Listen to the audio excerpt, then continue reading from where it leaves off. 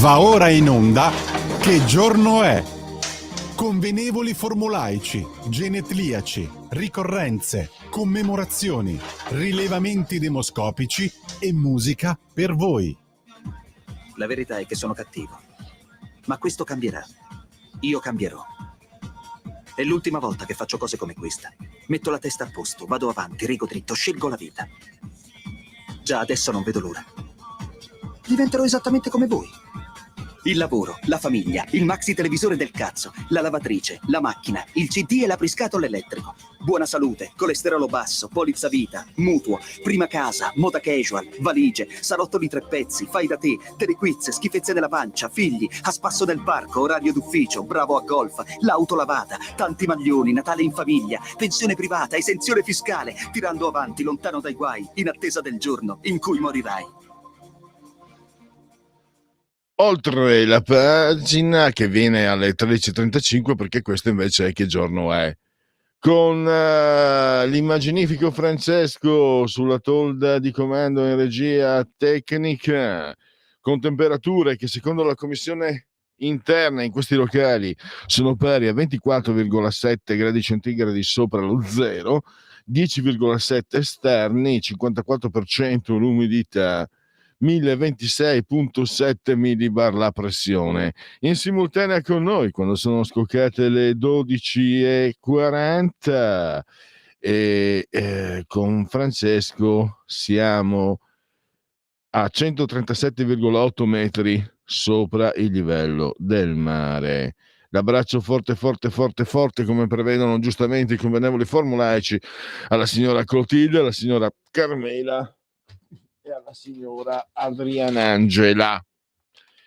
Poi gli altri supporti tramite i quali seguirci li conoscete, ve li ripeto, ve li ricordo: la Radio DAB, il sito radiolibertà.net, e poi ancora Twitch, il social di ultima generazione, il profilo Facebook, indispensabile per orientarvi attraverso la nostra programmazione, dove troverete ogni notte che il cielo manda in terra la sinossi delle interviste che poi ascolterete inoltre la pagina.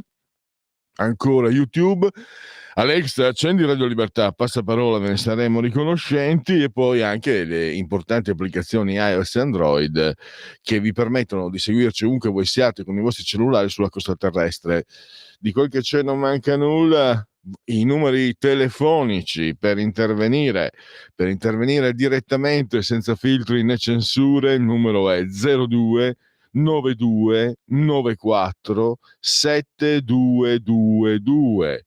Invece il servizio WhatsApp mi dice 340 670 9659. E oggi vi adesso vi anticipo naturalmente i contenuti di Oltre la pagina.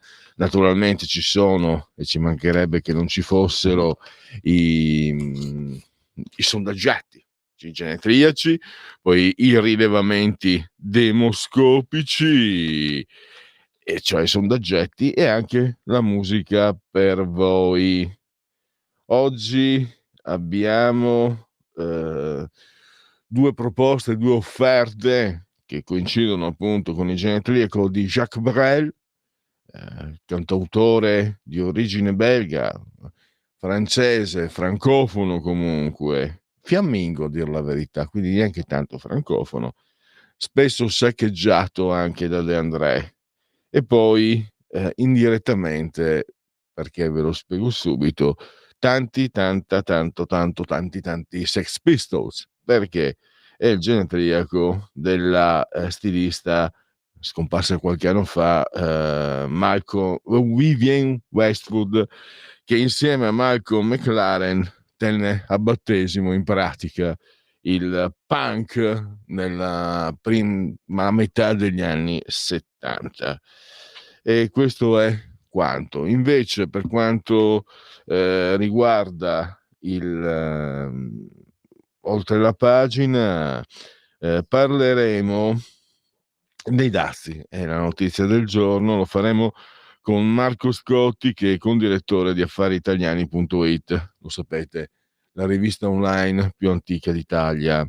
E ci sono molti aspetti. Adesso le borse stanno ribollendo, non so poi che conseguenze ci siano per il cittadino comune, perché io non so neanche come funzioni la borsa, quindi figuriamoci, la borsa della spesa mi viene in mente. Però sicuramente i mercati, eccetera. Però c'è un dato che viene da affari italiani che sorprende. Pensate che gli italiani comunque no, c'è proprio un sondaggio non di affari italiani. Questo sondaggio ripreso da Affari Italiani, ci dice che gli italiani preferiscono, hanno più fiducia in Donald Trump che in Ursula von der Leyen. 51,7 in Donald Trump, come dicono quelli bravi, 48,3 invece verso la baronessa Ursula. Poi addirittura preferiscono gli italiani, preferiscono che vengano portate avanti trattative attraverso il singolo paese. Il 50,8% ritiene che l'Italia dovrebbe intavolare trattative economiche direttamente con gli Stati Uniti senza passare per Bruxelles. Adesso non so se in qualche modo sia l'effetto tsunami, onda lunga di quel clamoroso video della commissaria alla sicurezza nel quale lei presentava il kit di salvezza, 3 giorni, 15 giorni, non lo so, sapete, le carte, le buste, quelle cose lì. Non so se quel video abbia clamorosamente dissipato, distrutto, frantumato ogni residua speranza, ogni residua fiducia nelle istituzioni di Bruxelles. Sta di fatto che tutto sommato nemmeno stupisce, anche se il cancan sui dazi è stato fatto in maniera molto rumorosa. Ne parleremo anche nei prossimi giorni, perché per esempio Carlo Lottieri, che sentiremo giovedì, ha scritto un articolo nei giorni scorsi apparso sul giornale, dove spiega che potrebbe esserci davvero l'occasione per togliergli i dazi, perché questo non ci viene detto, ma l'Europa applica molti dazi, parecchi dazi anche alle merci che vengono dagli Stati Uniti. Nel comparto, per esempio, alimentare, con la scusa che le regole sono molto più severe per l'Europa che per gli Stati Uniti, molta merce proveniente appunto dagli allevamenti e prodotti agricoli statunitensi non arrivano in Europa. Guarda caso però quell'Europa che toglie ogni margine di sicurezza, il Nutri-Score, mette il Nutri-Score, vuole farci mangiare la farina di grillo e tutte quelle robe lì. Però non va bene, quello che arriva dagli Stati Uniti non va bene. Vabbè, questa è l'Europa, e forse anche per questo poi le persone hanno più fiducia in Donald Trump che in Ursula von der Leyen, gli italiani perlomeno. E, tra l'altro non ci sono ripercussioni. Ieri ha parlato anche il presidente della regione Lombardia, Attilio Fontana, e ha spiegato che per quanto riguarda le Olimpiadi sta filando tutto liscio. Pensate che sono stati venduti quasi tutti i biglietti per le Olimpiadi invernali Milano-Cortina o Cortina-Milano, a seconda che la guardiate da est a ovest, da ovest a est. Olimpiadi invernali che si terranno il prossimo anno, nel 2026, gennaio. Già venduti tutti i biglietti. Tra l'altro poi il turismo non è un prodotto soggetto a dazi, l'unico contraccolpo se si abbassasse, se ci fossero ripercussioni sul dollaro, come ci sono state alcuni anni, c'è stato un forte ribasso del dollaro qualche anno fa, allora lì sul turismo può esserci qualche conseguenza, ma per il momento non è così. Poi tra le altre cose anche che arriva da tanti argomenti sul piatto di Affari Italiani, c'è anche un bel articolo sul dualismo che si sta creando all'interno è un bel articolo perché è molto equilibrato, del PD, perché da una parte Elly Schlein tiene, però è anche vero che il partito è sempre lì, è inchiodato al 21-22%, non si schioda. Ha portato, spiega per questo lo considero un articolo molto interessante da leggere, ha portato una ventata di novità, e quindi il fatto stesso che lei sia LGBTQ plus dichiarata, si dice plus perché è latino, quelli che dicono plus, come quelli che dicono media, sono parole latine, restituiamole. Lo so che uno poi, io mi faccio sempre i miei dubbi, perché dico, se dico media e se dico plus, ci sarà sempre qualcuno che dirà è ignorante, si dice media e si dice plus, e vai tu a spiegare, guarda che sono parole latine.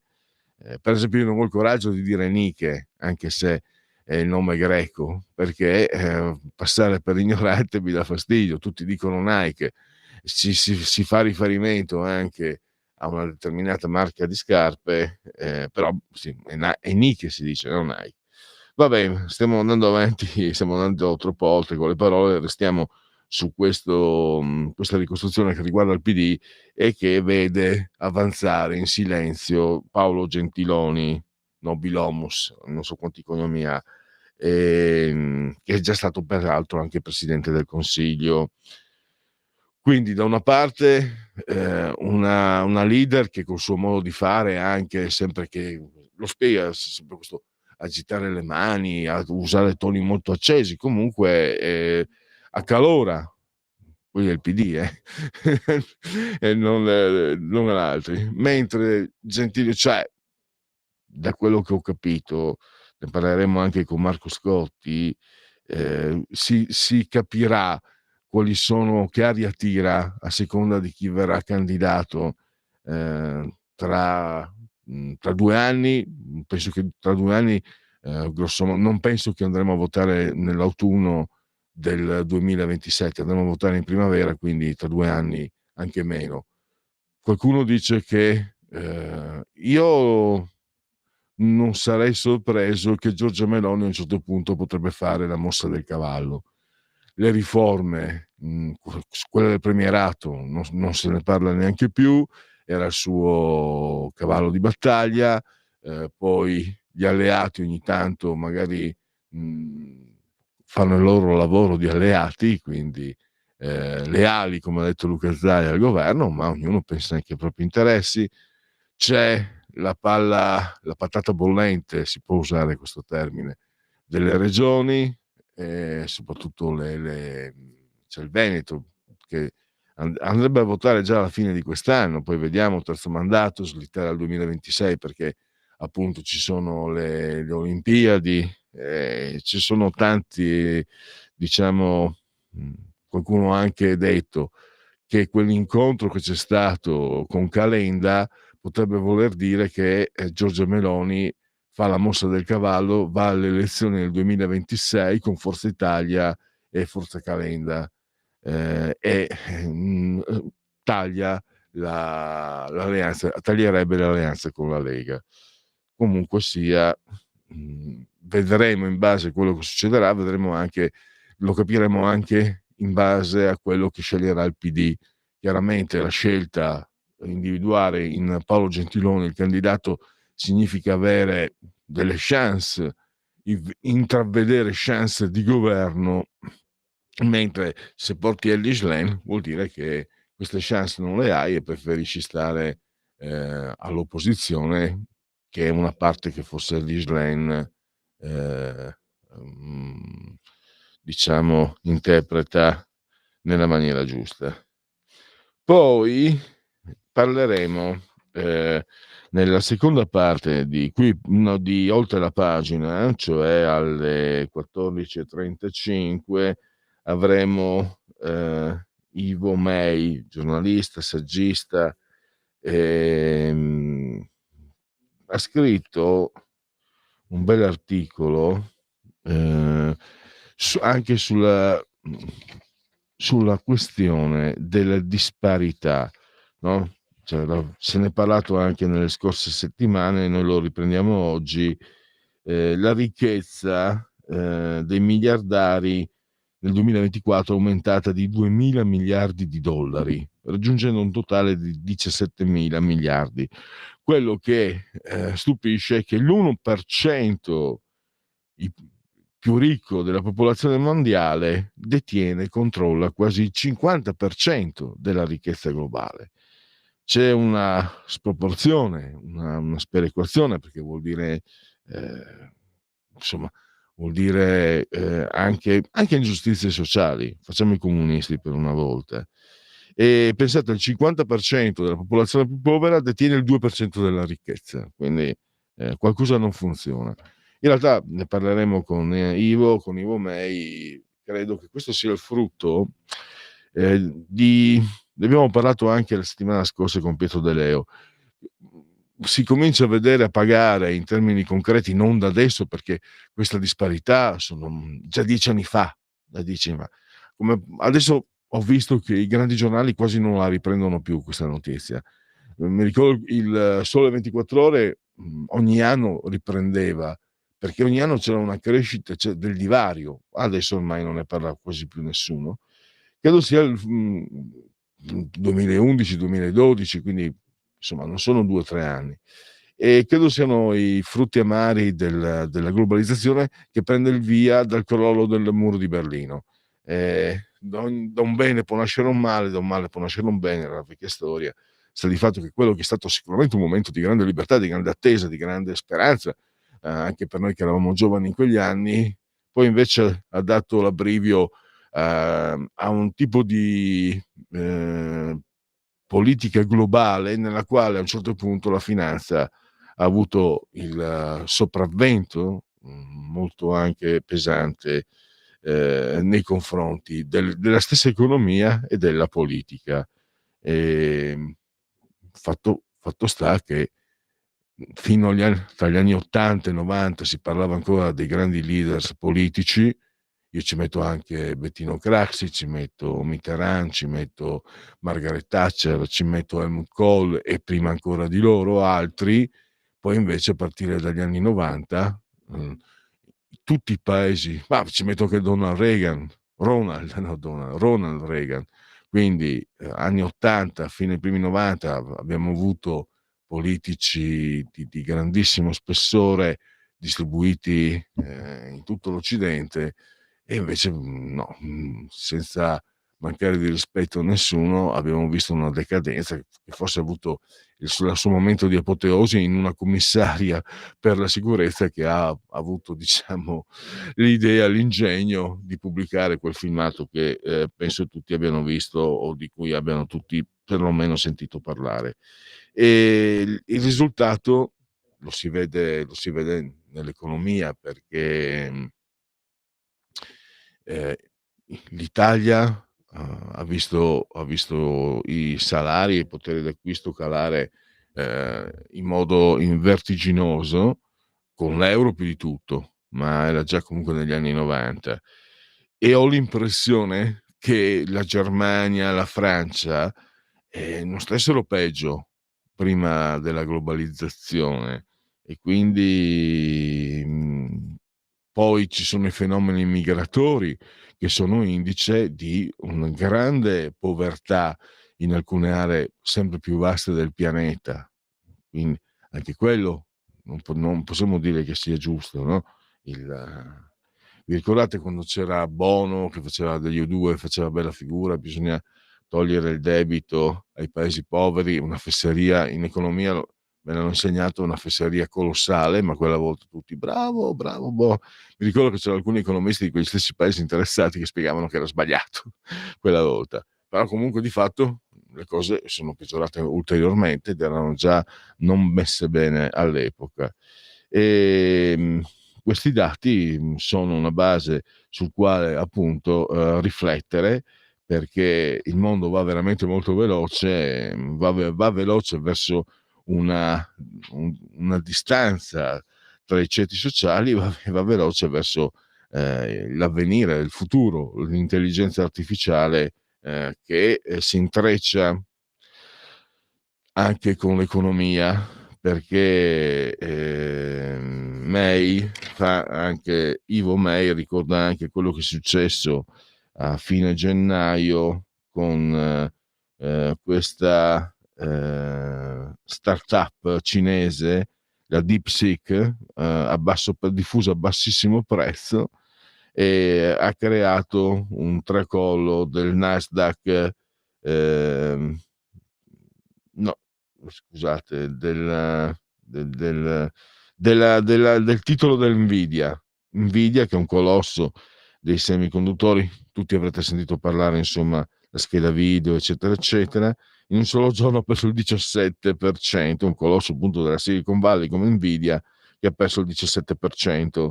E quindi questa è la testimonianza dell'ingresso aggressivo della Cina anche nel mercato dell'intelligenza artificiale, e questo significa, si collega anche a quello che dicevo prima sull'economia, sulla finanza, perché ha ricordato un caso analogo di 25 anni prima, nel 10 marzo 2000, il Nasdaq, la borsa tecnologica americana, toccava il suo massimo storico, 5.132 punti, gonfiato dall'euforia per le aziende .com, cioè bastava praticamente aggiungere il .com a una startup. Si faceva, diciamo, preparava questa startup, poi aggiungevi il .com, soldi, solo che questo dato drogato della finanza poi ha provocato, come abbiamo visto con subprime, quelle bolle speculative che quando esplodono fanno a pezzi quelli che stanno più in basso, generalmente. Allora, sono le 13, allora saluto Sveva, che begli occhiali che hai oggi, Sveva, bellissimi, bellissima a tutti, oggi viva la bellezza, quindi io me ne vado, che è meglio, a tra po', a troppo.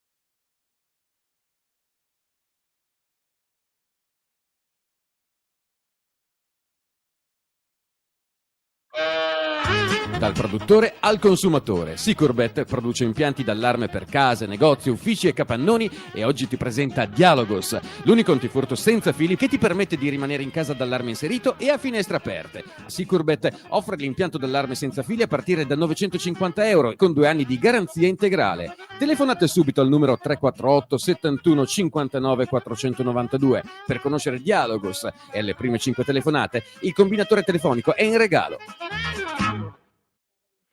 Eccoci, sempre in diretta, se volete telefonare,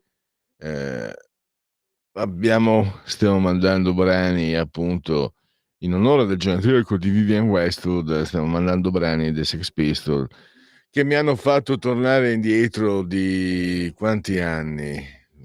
No, non 50 ma più di 40, perché gli anni del punk che era arrivato anche, anzi il triangolo del punk era Milano, Bologna e Pordenone. Eh sì, abbiamo avuto un'ondata punk, il Great Complotto, eccetera, eccetera, eccetera.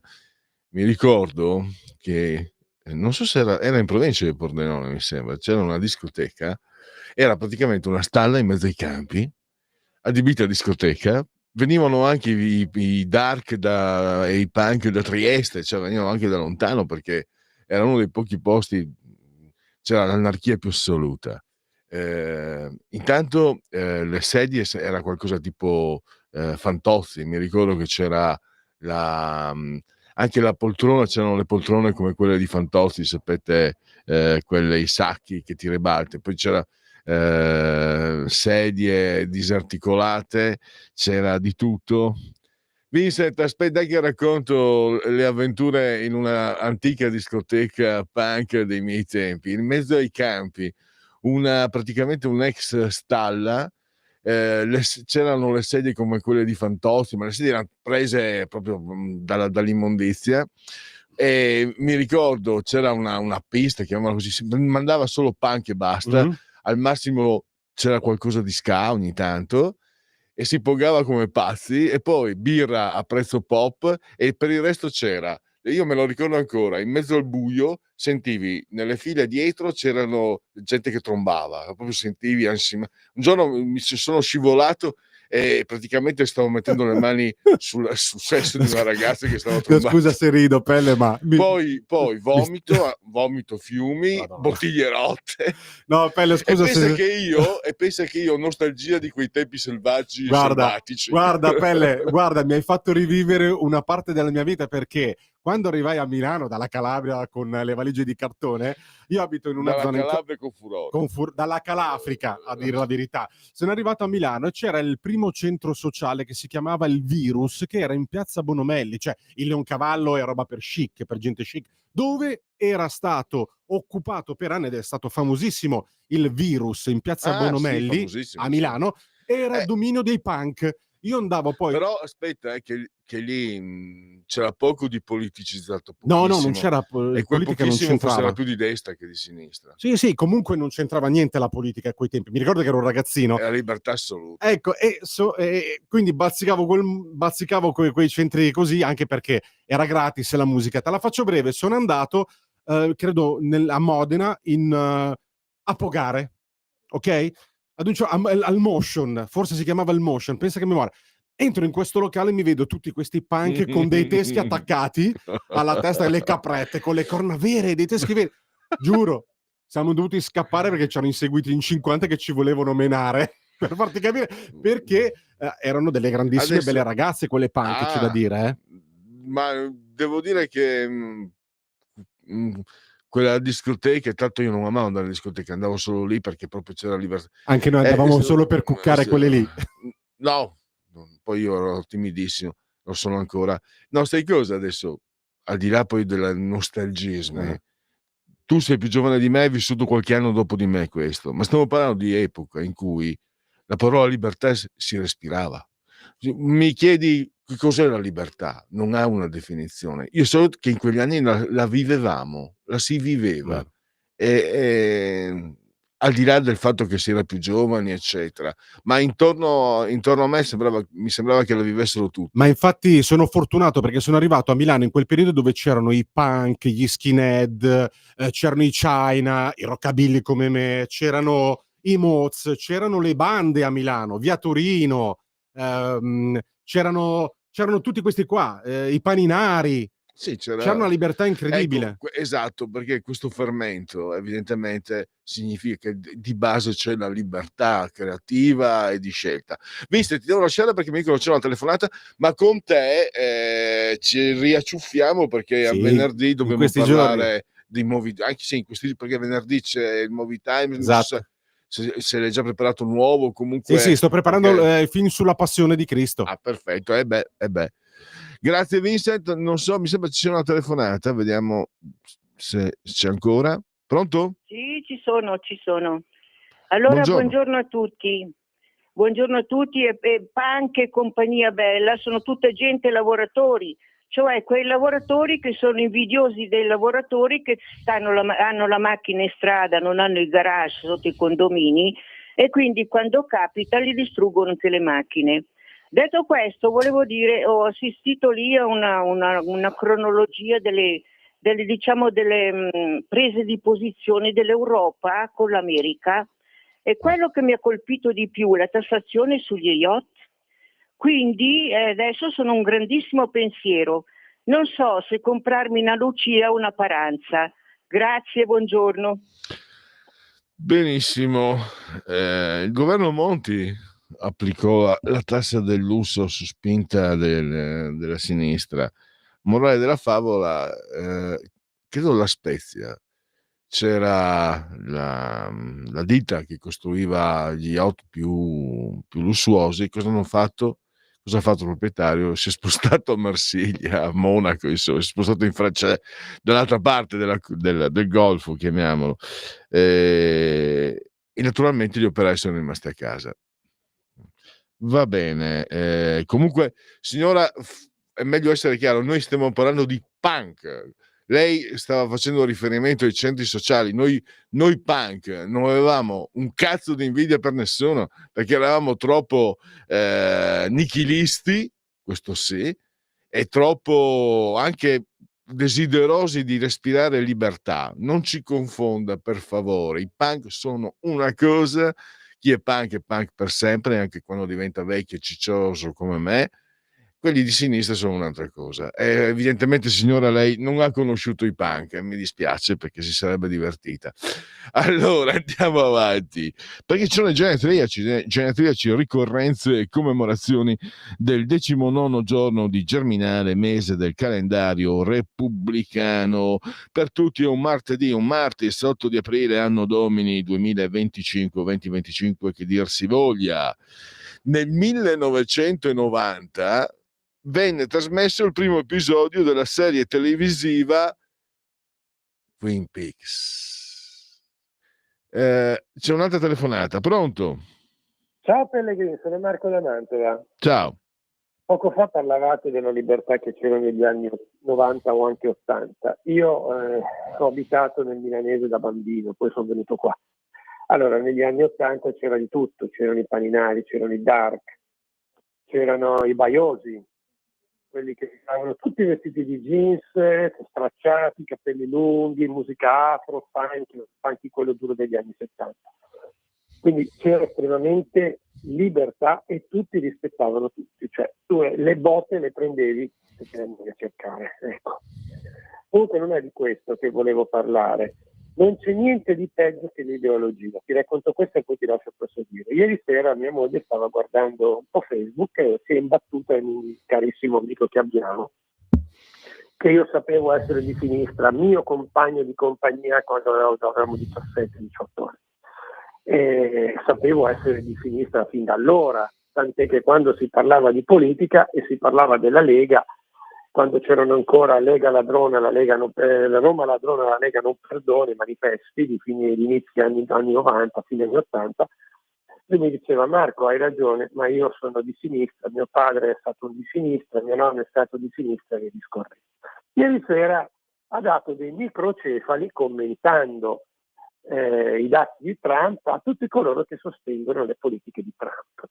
Allora, io non mi sono sentito di lasciarle passare, io ho fatto un post molto particolareggiato, non te lo so spiegare perché è un po' lungo. La risposta è stata: sì, ma noi non possiamo stare con gli Stati Uniti perché ormai facciamo parte dell'Europa, l'Europa ci ha salvato, tutte le cose che nonostante il personale politico che abbiamo avuto la Berlusconi, se hanno accettato Prodi, se hanno accettato Gentiloni, se hanno accettato David Sassoli, quelli che sono in Europa sono dei geni, mentre gli altri sono delle capre. Quindi capisci che con certe persone non puoi ragionare. Stasera comunque gli farò un altro post e lo metterò praticamente alle strette dicendo cosa ha fatto Prodi per noi, cosa ha fatto Gentiloni per noi, cosa ha fatto Draghi per noi. Basta, tutto qua. L'ideologia non la si sconfiggerà mai, perché quando uno ha questi pensieri qui è disposto a qualsiasi cosa. Ciao Pellegrini, buon lavoro. Grazie Marco da Mantova, che mi ha fatto ricordare che sì, anche la Lega nasce da quegli spiriti di libertà, giustamente sì, di ideologia.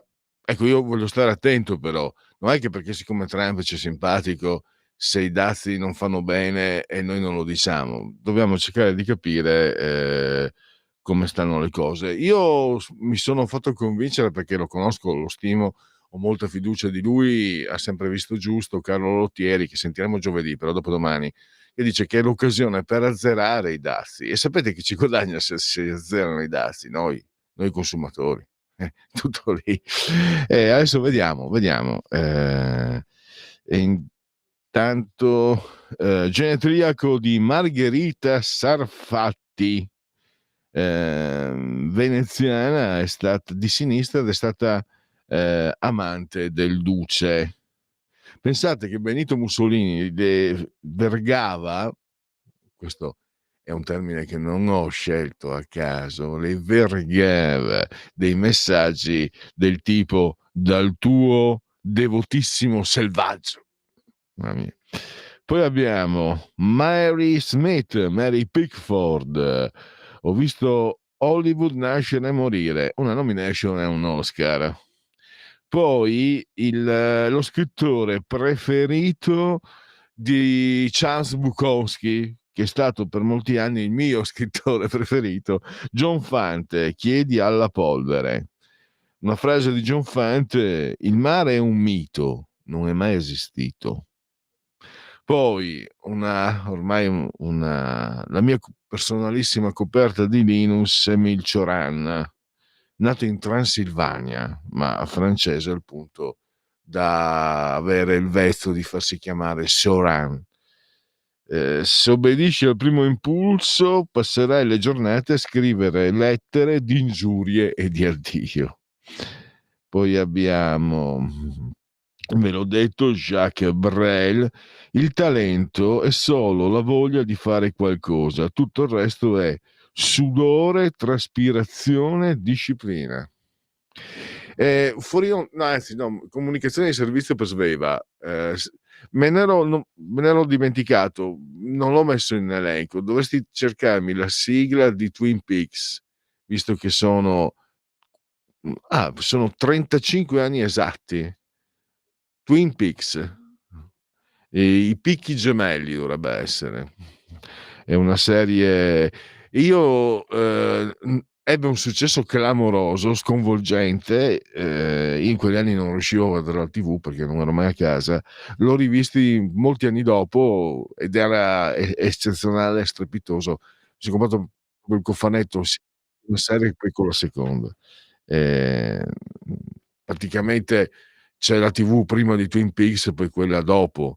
Anche se ci sono voluti almeno altri 10-15 anni per avere delle produzioni che fossero di una certa qualità, di un certo livello, quelle che poi hanno dato luogo ai vari Netflix eccetera, che producono e trasmettono serie TV che sono veramente di altissima qualità, serie TV che non da oggi. e non secondo Pierluigi Pellegrini, ma secondo critici autorevoli, hanno sorpassato come qualità il cinema. C'è anche un motivo preciso: queste serie TV possono permettersi di sperimentare, possono fare la stagione di 6 episodi, possono fare la stagione di 15 episodi, possono programmare più stagioni. Poi se non va bene con un canale lo vendi a un altro, eccetera eccetera eccetera. Abbiamo uno scrittore anche che io ricordo sempre, perché quel moralismo, quell'antifascismo, il fascismo degli antifascisti che vediamo ora, in realtà viene da lontano. Perché, a parte il fatto che lui era un ex comunista, forse anche per quello i comunisti non perdonano gli ex comunisti, li chiamano infami, traditori, eccetera. Renzo De Felice, uno storico di grandissimo livello, di grandissima levatura, e lui scrisse libri sul fascismo. E io mi ricordo che ero al liceo, ragazzino, e dicevano sono libri fascisti, sono libri fascisti, sono libri fascisti. E uno l'ho letto, uno di questi. Francamente, dove ci fosse il fascismo non sono riuscito a capirlo. E qualcuno mi dirà: perché tu sei fascista? No, no, io proprio non posso sopportare. Il Duce mi sta sulle balle da sempre, non lo posso vedere. Poi parliamone, eccetera, del fascismo se volete, ma io proprio no.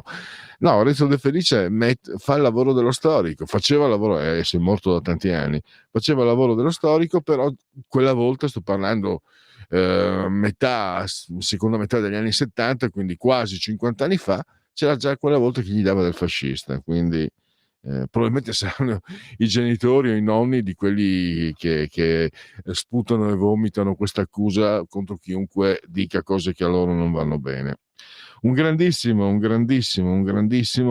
trasmesso anche il monologo di Depardieu, Jean-Paul Rappeneau, il regista di Cyrano.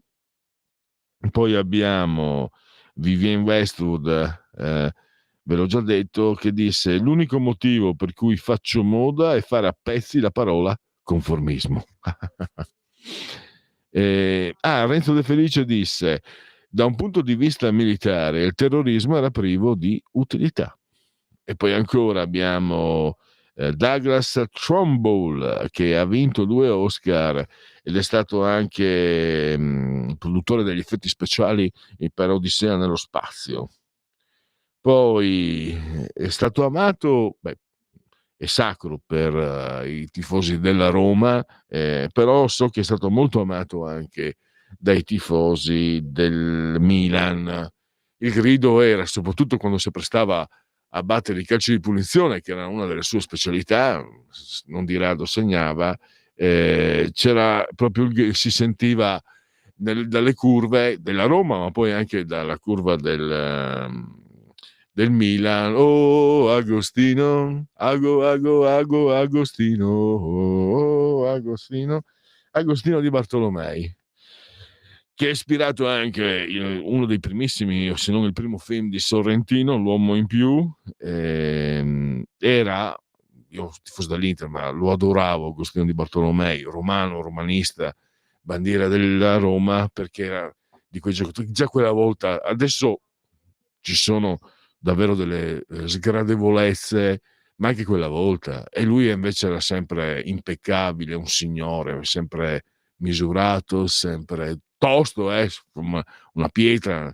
Lo vedevi che era un duro, ma non si sono mai visti eccessi, e quindi è stato ed era anche un ottimo giocatore. Avercene. Poi Claire Underwood in House of Cards, vale a dire Robin Wright, attrice, è stata anche per un certo periodo Robin Penn Wright, perché è stata la moglie di Sean Penn. E infine sorella d'arte, ha avuto anche un Oscar, l'ha vinto un Oscar, una nomination, un Oscar. Io me la ricordo anche in Una vita al massimo, Patricia Arquette. E allora facciamo sentire Sveva Twin Peaks in onore di questa ricorrenza. 30, scusate, no, aspetta, quanti sono? 10? Sì, 35 anni fa esatti, come stasera andava in onda Twin Peaks, era Mediaset, ma non mi ricordo se Italia 1 o Canale 5.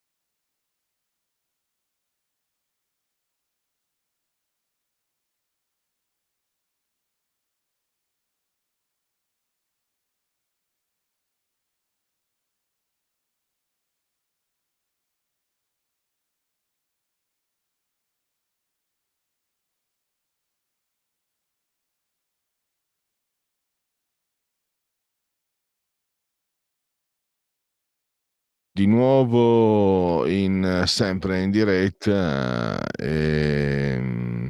Ricordo che Badalamenti, che è scomparso anche lui poco tempo fa, era un po', non dico si vergognasse, avevo letto, era un po' imbarazzato perché lui era un musicista sofisticato, il compositore di questa sigla, e si vergognava per la semplicità con la quale era composta, credo 2 accordi, non sono un esperto, però invece ha fatto, secondo me, una magia.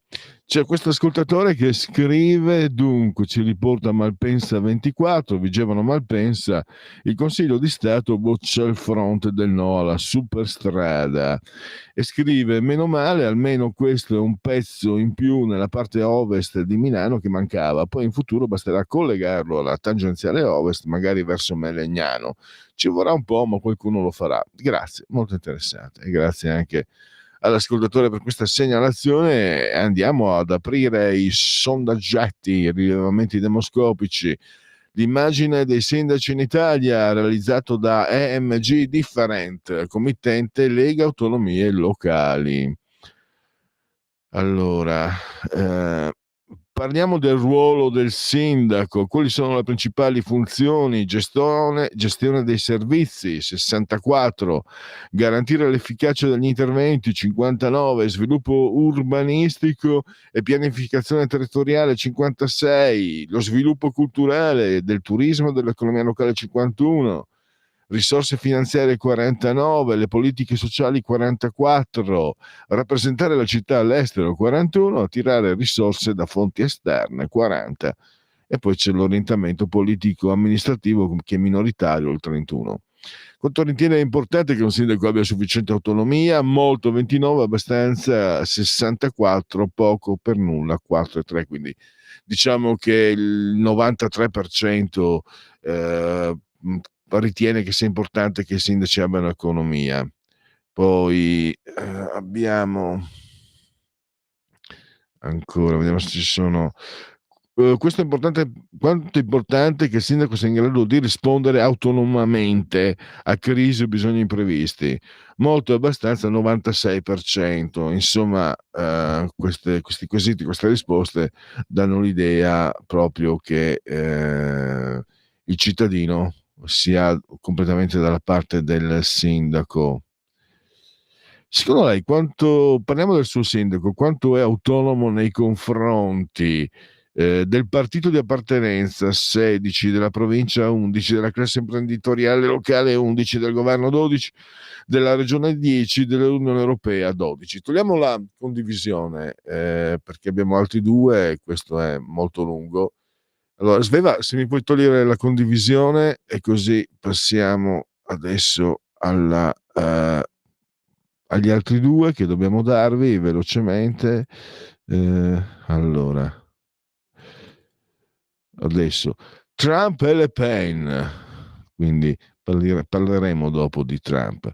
Sentenza politica, quella di Marine Le Pen per il 31,5%, la sentenza di un tribunale per il 43,5%, non sa il 25%. Positivo per Trump 6, 10, 35, negativo 59,3 le scelte di Trump. Allora, quanto preoccupano i dazi? 74,3, mentre non preoccupano 19,6, non sa il 6,1. Governo Meloni positivo 43, il voto negativo 53, Fratelli d'Italia 29,5, Lega 8,9, Forza Italia 9, PD 22,4, Sinistra Verdi 6, 5 Stelle 12,3, Calenda 3, Italia Viva 2,5. Togliamo la condivisione e andiamo con l'ultimo, sono anche già le 13:31, quindi, ma questo è veloce. Allora, la mappa dei centri migranti in Albania, committente La Repubblica. Allora, velocemente, voto negativo 52, voto positivo 46 sui centri di rimpatrio in Albania, visto che l'ha commissionato Repubblica, direi che è andata bene. Allora, chiudiamo e tra 5 minuti inizia Oltre la pagina.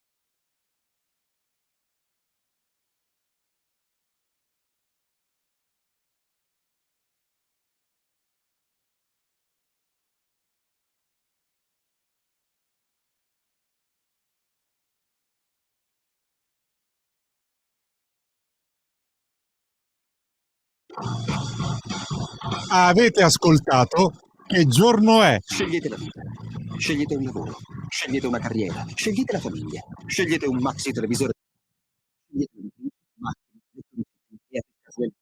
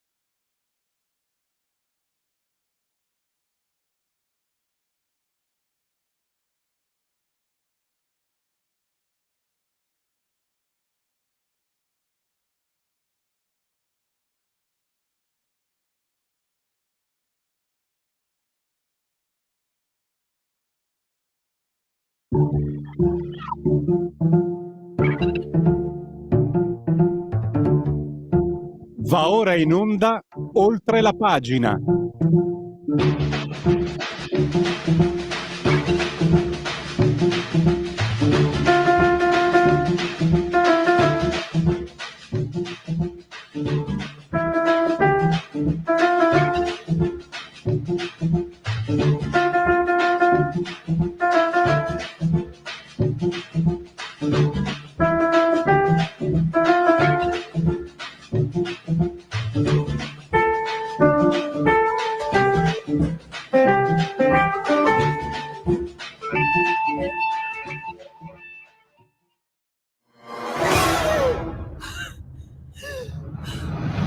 Pensa a respirare. Ora abbandonati. Che cosa vedi? Luce, oscurità, l'equilibrio. È tanto più grande. È stato un risveglio. Hai sentito? Conosco una sola verità.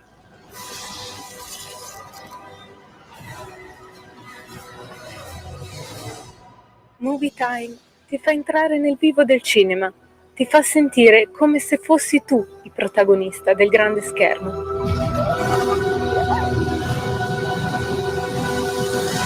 Ogni sabato dalle ore 16. Eccoci in diretta a Radio Libertà, oltre la pagina, e abbiamo in collegamento Skype il condirettore di Affari Italiani, che lo ricordo è il giornale online più antico, il primo giornale, perché più antico sembra una cosa vecchia, invece è quanto mai attuale, il primo giornale italiano online. Sto parlando di Affari Italiani, Marco Scotti, bentornato ai nostri microfoni, direttore. Ciao, grazie per l'invito. Allora, c'è una situazione politica particolarmente agitata, è quasi inevitabile parlare dei dazi, ne parla molto anche Affari Italiani, ho visto c'è anche un tuo editoriale, ho visto anche un sondaggio dove dà da pensare l'altro giorno, gli italiani si fidano più di Donald Trump, il cattivissimo Trump, che di Ursula von der Leyen, che secondo me non so quanto sia una buona notizia, e io ho provato a indovinare che fosse anche una conseguenza più o meno indiretta di quel filmato sulla sicurezza della commissaria per la sicurezza, un video che secondo me fa pensare molte cose non proprio positive.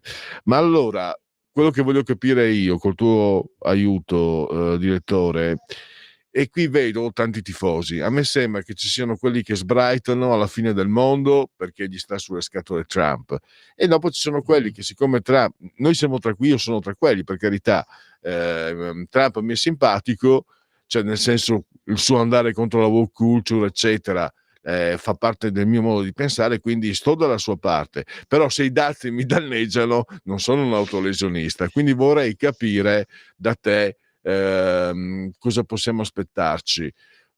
Abbiamo avuto, l'abbiamo dato anche in diretta qui nella nostra radio sabato, Musk, che ha detto esplicitamente che lui auspica che si arrivi a un libero scambio e che i dazi siano una misura temporanea, e quindi fino a prova contraria fa parte dell'amministrazione Trump.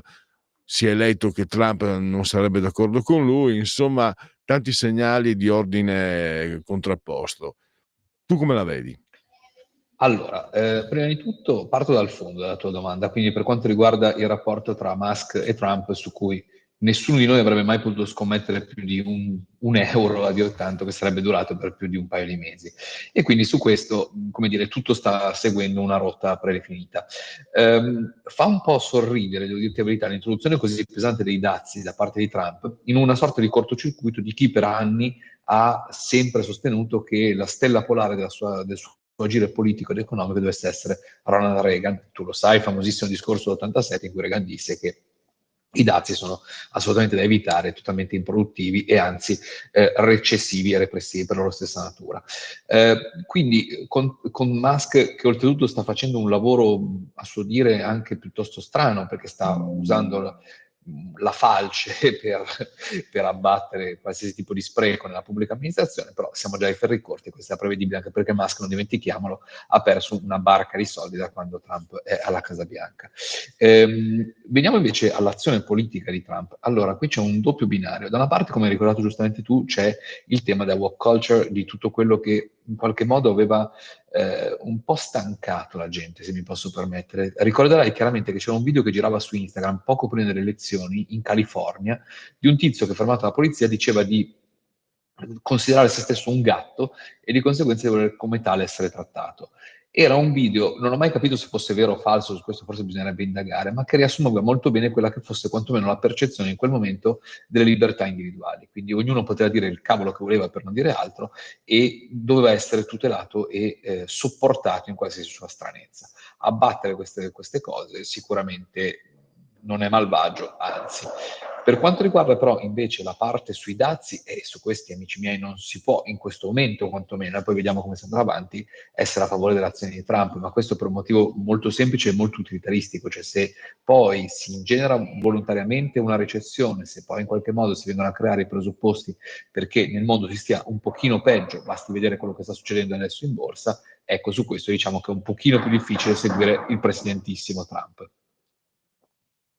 E a questo punto, questo punto è anche un'impressione che molti riportano anche, diciamo, con lucidità, però non può essere, perché io sento anche, sentirò anche chi dice, chi si aspetta che potrebbe essere l'occasione per azzerare, perché l'Europa applica i dazi e quindi alla fine potrebbe essere l'occasione per toglierli in modo reciproco e portare vantaggi al consumatore.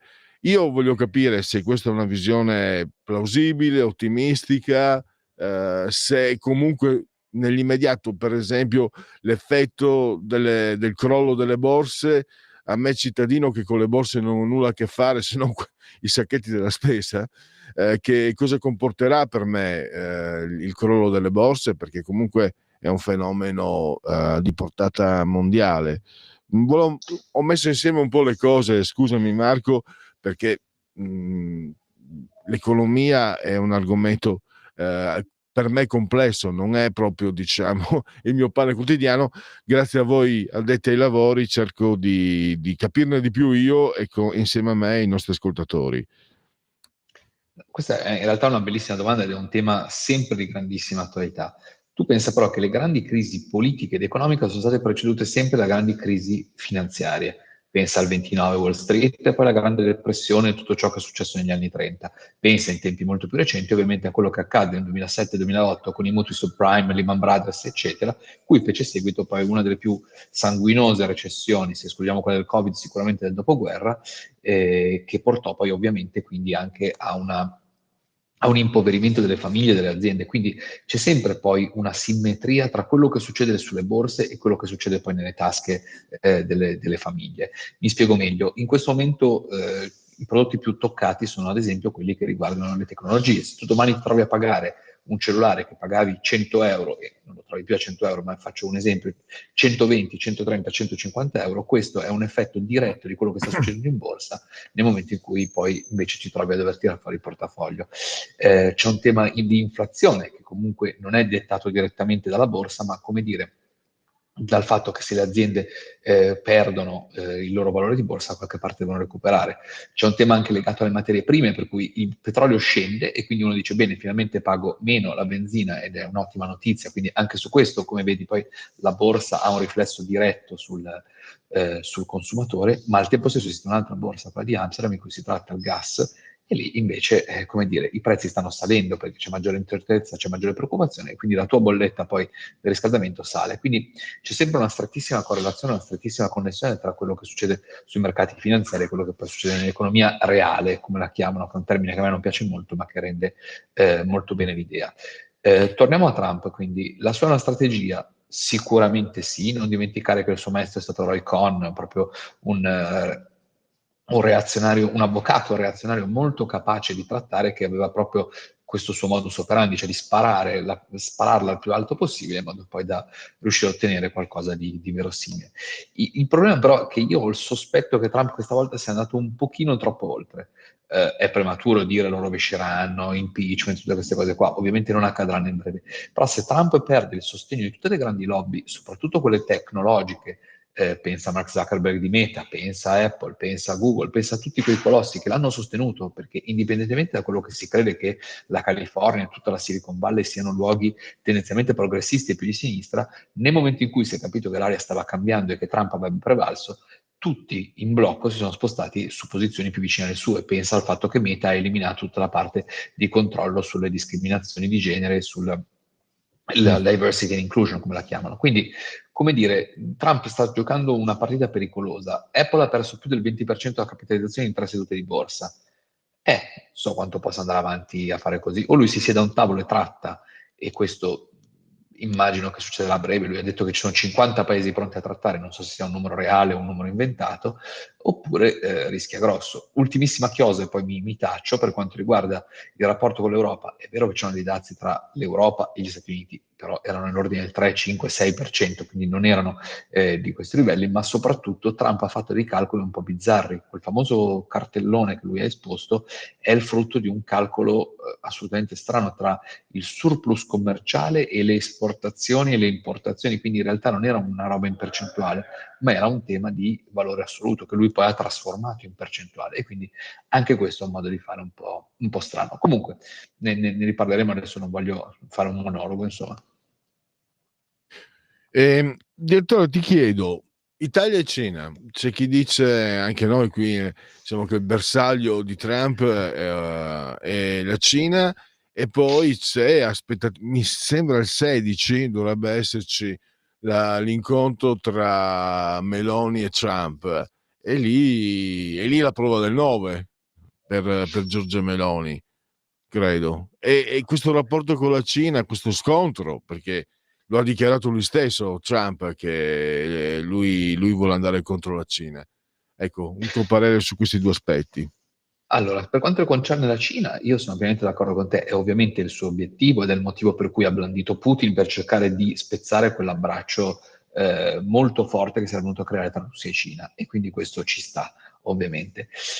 Anche qui stiamo assistendo a una strana giravolta, ecco, delle politiche, perché la Cina in questo momento si è trasformata quasi in un mercato attrattivo per i capitali, nel momento in cui gli Stati Uniti si stanno comportando in un modo molto diverso dal solito, e quindi anche qui c'è una bizzarra giravolta. Comunque sì, è naturale che lo scontro sia tra Trump e la Cina. Trump ha già detto: o ritirati i dazi o ve li raddoppiamo, quindi, come dire, la guerra commerciale è già in atto, speriamo che ci si limiti soltanto a quella commerciale e non si salga di livello.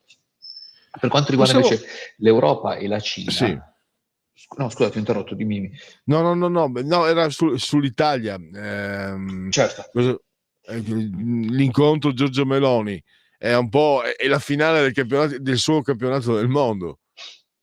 Allora, prima di tutto bisogna vedere, perché adesso leggevo poco fa che non è più così sicuro che sia il 16 di aprile, quindi vediamo se è confermato. Al momento pare ancora lo sia, però forse si sta discutendo. Comunque, quello che è certo è che la Meloni sta giocando una sua partita, e la sta giocando a mio avviso ancora abbastanza bene, perché comunque sta facendo l'anti-Macron in Europa nel momento in cui Macron si è messo a fare ancora una volta un po' l'isterico, se vogliamo dire così, a gridare dazi contro dazi, eccetera, eccetera. E quindi la Meloni sta giocando una partita molto buona, che è molto apprezzata, da quello che mi risulta, anche dalla von der Leyen. Quindi comunque l'Europa, al di là poi delle dichiarazioni di pragmatica, in questo momento apprezza il rapporto speciale che c'era tra Meloni e Trump, che c'è tuttora, insomma, perché è stata citata più volte nei discorsi non soltanto dello stesso presidente, ma anche delle persone che fanno parte del suo staff. Però veramente, come dici giustamente tu, il 16 si vede un po' qual è lo stato dell'arte, qual è il rapporto intercorso tra i due paesi, e di conseguenza si cerca di capire una volta per tutte se l'Italia può essere veramente quel famoso ponte di cui si è parlato tante volte tra l'Europa e gli Stati Uniti, o se invece noi siamo comunque considerati parte dell'Europa e non degli amici speciali di Donald Trump. E su questo, insomma, c'è ancora grande incertezza. Io voglio essere ottimista, però non abbiamo grandi motivi per essere totalmente fiduciosi che questo incontro sarà la benedizione del rapporto tra i due leader. C'è anche chi vede in questi movimenti, anche chiamiamoli anche sconvolgimenti, la globalizzazione, cioè praticamente più di qualche osservatore scrive che la globalizzazione è arrivata al capolinea. Tu cosa ne pensi? Questo mi sembra un discorso un po' bizzarro. Andava bene quando c'è stato il G8 di Genova a parlare di globalizzazione, di neolocalizzazione, glocalizzazione, insomma sono dati tanti termini a questa cosa. La verità è che la globalizzazione è in atto, basta vedere quello che mangiamo, quello che vestiamo, quello che utilizziamo. Il tema semmai è che questa globalizzazione così com'è ha un momento di stop, perché c'è chi pensa che il guadagno non sia stato uniforme, ma d'altronde è la stessa logica capitalistica che prevede che il guadagno sia per pochi e non per tutti, quindi non mi stupisce che anche il paradigma della globalizzazione in questo momento necessiti di essere un pochino rivisto. Sul fatto che sia però la fine della globalizzazione e quindi si torni a un'idea quasi medievale di città-stato o poco più, la vedo altamente improbabile. Vedo più probabile, quello sì, se tutto andrà come speriamo, come ci auspichiamo, un mondo tripartito, quindi non più una contrapposizione tra USA e Cina, ma una contrapposizione tra USA, Cina ed Europa, con l'Europa che potrà forse finalmente avere un ruolo importante di mediazione e anche di sviluppo di una serie di valori che in questo momento sono stati messi un po' da parte. Il fatto che noi abbiamo avuto l'illuminismo, il rinascimento e tutta una serie di cose che gli Stati Uniti non hanno avuto perché hanno una storia molto più recente, ci colloca in qualche modo comunque in una posizione di vantaggio per quanto mi riguarda. Quindi vediamo quello che succederà. La globalizzazione in quanto tale, cioè che da domani non mangeremo più sushi, non vestiremo più jeans del famoso marchio con l'etichetta rossa o quello che è, o che McDonald's chiuderà i suoi negozi, ecco, questo lo vedo veramente un po' improbabile. Allora, per il momento terminiamo questa parte. Volevo tornare nel recinto di casa, perché voi vi occupate molto anche di questo. Ho letto l'articolo molto molto interessante su quello che starebbe accadendo più o meno in casa PD, questo diciamo Gentiloni e Lish Lane, questo quasi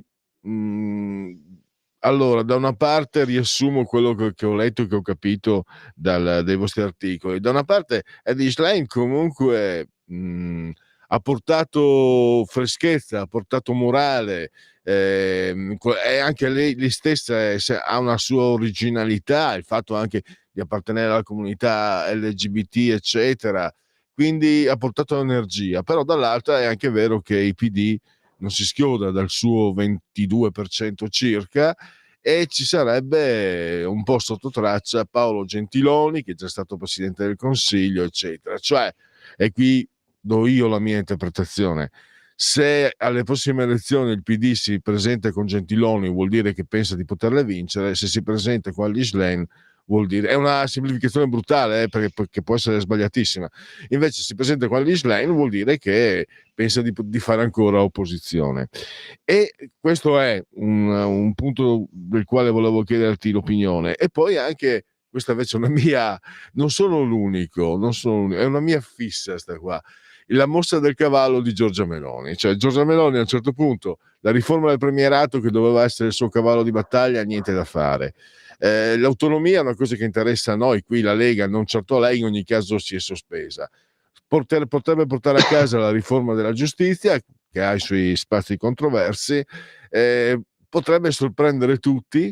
Magari qualcuno ipotizza addirittura far fuori la Lega per far salire Calenda, nel 2026 andare al voto, fare il pieno, perché comunque il PD sarebbe sorpreso. Qualcuno dice anche, questo non lo so io, l'ho letto, che Sergio Mattarella non sarebbe poi così spaventato, perché è convinto, comunque ha dato le sue prove d'amore Giorgia Meloni, nel senso che ha dato prova di una certa affidabilità, anche nonostante certe premesse, poi alla fine, anzi, qualcuno l'accusa di essere diventata troppo europeista, eccetera, eccetera, ma nel momento in cui anche il Colle, Sergio Mattarella, che non si opporrebbe, anzi, ecco, è fantapolitica. La mia è fantapolitica, lo so che è fantapolitica, volevo sapere cosa ne pensi tu. Guarda, prima ti faccio io una domanda, se me lo permetti. Giorgia Meloni ha vinto le elezioni in modo così netto, ovviamente la coalizione di cui lei è a capo, ma il suo partito nello specifico ha più che quadruplicato i voti che aveva, perché per una volta ha fatto l'opposizione per davvero. Era una situazione storica particolare, per carità, ci mancherebbe altro, il governo Draghi, il Covid, tutto quello che ci pare. Però è anche vero che Giorgia Meloni si è sempre dimostrata come l'alternativa unica a quello che era un pensiero, diciamo così, dominante in quel momento, se mi passi il termine. Allora, secondo me su questo bisogna intendersi una volta per tutte, cioè in politica è normale che ci sia uno che fa la maggioranza e l'altro che fa l'opposizione. Il problema è come la fai questa opposizione. E noi siamo stati abituati dal governo giallo-verde che diventa improvvisamente giallo-rosso, ai vari governi Letta, Renzi che diventano un po' e questo succede in tutta Europa, non soltanto in Italia, al fatto che l'opposizione e la maggioranza sono due concetti molto sfumati. Giorgia Meloni invece ha riportato in maniera molto politica e molto pragmatica questi due concetti, come dire, agli antipodi, e quindi ha detto: io sono l'opposizione e non mi schiero con voi, qualsiasi sia la proposta che fate, a meno che non ci siano cose eclatanti, ovviamente, come magari è successo durante il governo Draghi soprattutto. Allora, questo tema mi fa pensare che l'idea di tenere Elly Schlein come leader della coalizione di centrosinistra e quindi, come dicevi anche giustamente tu, tendenzialmente di andare a perdere anche le prossime elezioni, potrebbe essere un modo però per cimentarsi ulteriormente e cercare di capire chi alla fine debba essere parte di questo centrosinistra, perché non dimentichiamoci che al di là del PD, che poi ha mille anime, e ci sono i riformisti, ci sono gli ex comunisti, ci sono i massimalisti, cioè c'è veramente tanta gente che compone il PD, e poi c'è comunque AVS da una parte, ci sono i 5 Stelle che ancora non hanno deciso dove vogliono stare, e poi ci sono Calenda, se ancora vogliamo considerarlo nel centro-sinistra e non già nel centro-destra, come sta dimostrando con questo suo tubare continuo nei confronti di Giorgia Meloni, e Renzi. Allora, qual è l'anima verso cui vuole andare il centro-sinistra? La storia tendenzialmente insegna che i partiti di lotta di governo sono pochini.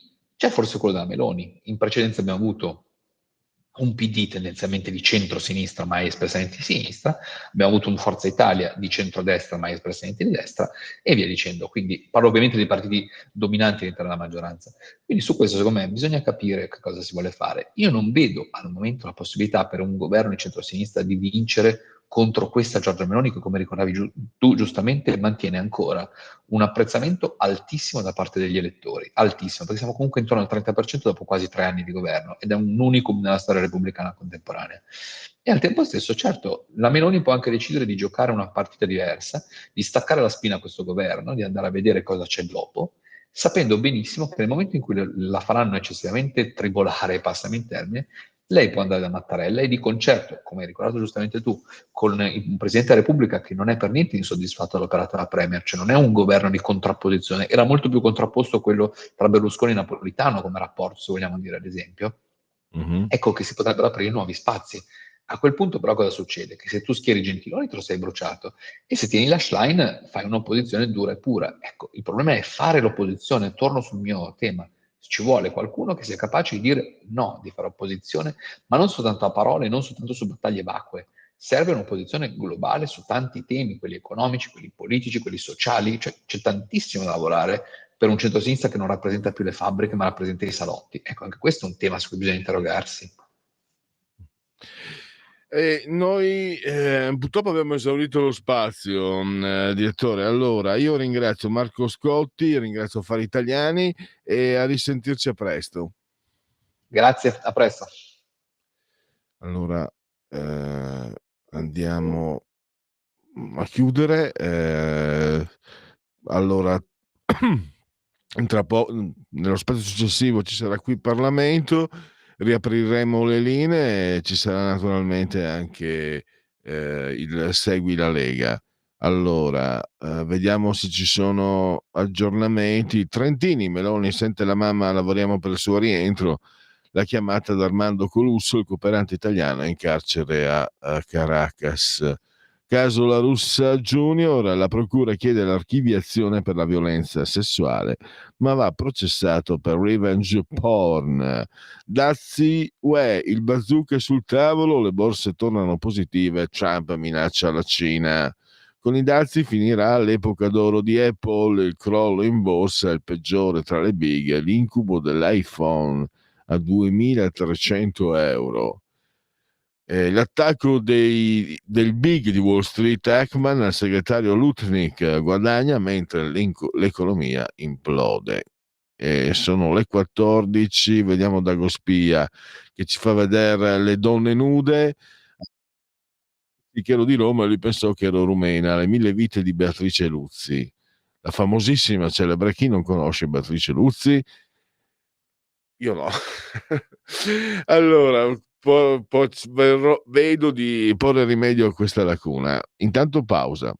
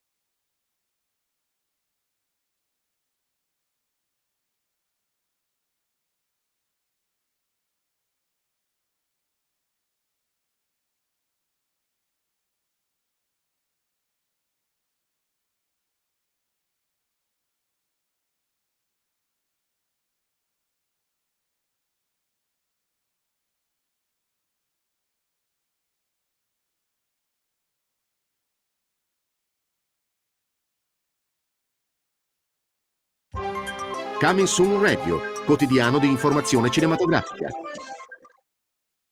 È un comune operaio di un cantiere edile, ma quando la figlia del suo capo viene rapita, dovrà utilizzare tutte le sue abilità da ex marine. Jason Statham torna al cinema il 10 aprile per sconfiggere una pericolosa organizzazione criminale. La regista di Suicide Squad di The Beekeeper è Walking Man, il 10 aprile al cinema.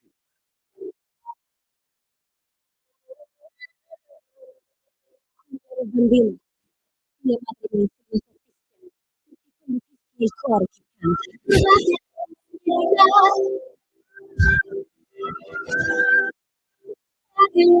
fischia il cuore che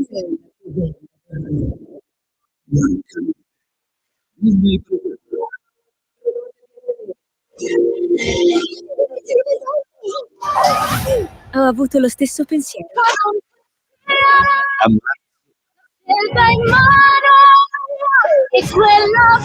La fiaba più amata di sempre sta arrivando. Da che parte devo andare?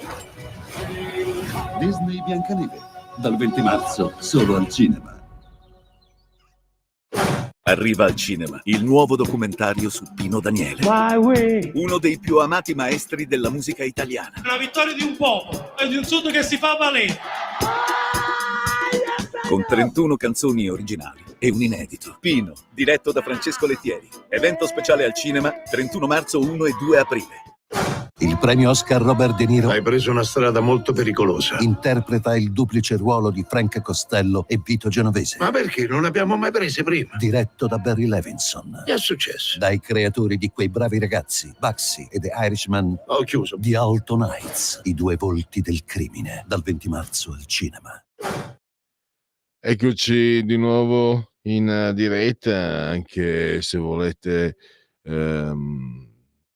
sbarre aperte, linee aperte per voi, e poi anche sia telefoniche che WhatsApp. Ci avviciniamo al momento di qui Parlamento, vi faremo sentire, grazie a Sveva, vi faremo sentire Desi Pirovano, parliamo di burocrazia, parleremo di burocrazia. Vediamo. Allora, Re Carlo e Camilla al Quirinale, colloquio con Mattarella, poi la tappa all'altare della patria. NBC News, il Pentagono valuta il ritiro di 10.000 soldati dall'Europa. Peggiora la produzione di Stellantis, mai così male dal 56. Il metalupo del Trono di Spade, riportato in vita dopo 10.000 anni. Nati 3 cuccioli a partire dal DNA estratto da resti antichi. Il metalupo. Neanche questo non sapevo cosa fosse. E non lo so neanche adesso. Adesso c'era, ho visto. Allora. Dietro i biglietti introvabili per il Colosseo c'era una strategia colossale, maxi multa da 20 milioni di euro per Coop Cultura, gli operatori commerciali che facevano tabula rasa di ticket per il parco archeologico dell'Anfiteatro Flavio a Roma. Torni in cella Schettino, cazzo, l'ex comandante della Costa Concordia, condannato a 16 anni per la tragedia del 2012, quando morirono 32 persone, rinuncia alla semilibertà. È legale di Schettino. Ci sono state difficoltà con una proposta lavorativa che era stata sottoposta al Tribunale di Sorveglianza di Roma. La rinuncia è stata fatta da Schettino. La decisione di chiudere questo procedimento è arrivata da lui. Poi, se non mi porti mio figlio, vengo e ti apro la testa. A Casoria, vicino Napoli, un quarantenne evade dai domiciliari e minaccia con una mazza la moglie sotto casa sua. L'uomo era stato arrestato dopo la denuncia della sua amante, che lo ha accusato di maltrattamenti. La consorte non era a casa, così il quarantenne ha distrutto il campanello e l'auto della donna. I casi delle 2 ragazze ammazzate, una a Roma, Ilaria Sula, e l'altra a Messina, Sara Campanella. Il mondo è fottuto, la mente dei dazi di Trump è stata reclutata su Amazon. Fu Jared Kushner, genero del presidente, a trovare Peter Navarro per la campagna elettorale del 2016. In assenza di esperti di rilievo si mise a spulciare titoli di libri e rimase folgorato da Dead by China o China. Piccolo dettaglio, Navarro nei suoi testi citava spesso il fantomatico economista Ron Bara per accreditare le sue teorie azzardate. Peccato che quel personaggio non sia mai esistito. Era l'anagramma del suo cognome. E poi ancora, avevo visto, ero curioso. Ecco qua, Licia Ronzulli è una cogliona, il Trojan è lei. Lo ha detto Vittorio Feltri. Un Vittorio Feltri incontenibile che mette in imbarazzo anche Renzi. Di fronte a Matteonzo, scrive Dagospia, alla Mondadori di Piazza Duomo a Milano, il direttore editoriale del giornale si fa prendere la mano contro chi smilicia. L'ex premier ride sotto i baffi e poi prova a fermarlo. Direttore, questa la devi ritirare. Le frecciate e gli assist tra la strana coppia sul referendum sei stato un pirla. Ora ci sarà una corrente Feltri dentro Italia Viva. Dalla Russia col pupone, Francesco Totti arriva a Mosca per partecipare a un evento sponsorizzato da un'agenzia di scommesse e dribbla le polemiche per il suo viaggio in terra russa nel pieno della guerra in Ucraina. E poi vediamo.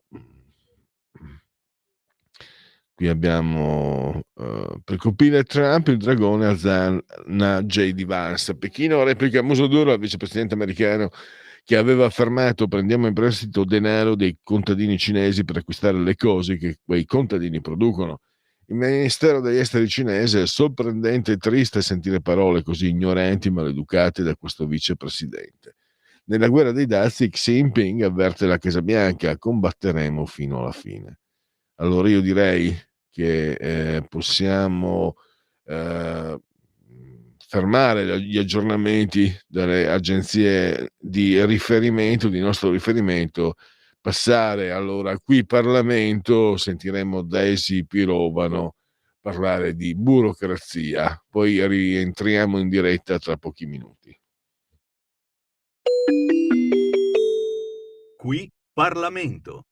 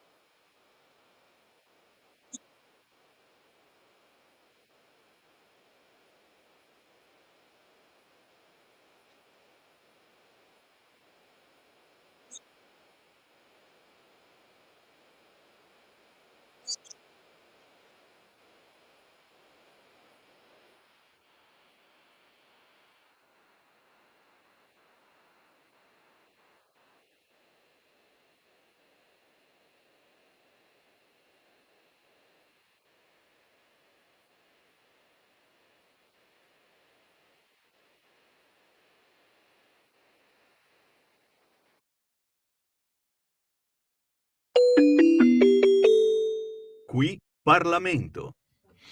E allora avete sentito Daisy Piromano, anche lei per molti anni è stata una voce della vecchia Radio Padania. Avanti c'è gossip, sto riprendendo da Gospia. Eleonora Abbagnato accusa di Letta Leotta di aver provocato il marito Federico Balzaretti, gli ha messo il culo in faccia. Ci sono stati parecchi meme su questa vicenda. Video flash, Occhetto si faccia una pipa, scena stracult o stracalt, affinché la barca vada, Piero Chiambretti a Achille Occhetto. L'ultimo segretario del Partito Comunista se ne sbatte delle regole e si accende una pipa durante la registrazione del programma su un barcone sul Tevere.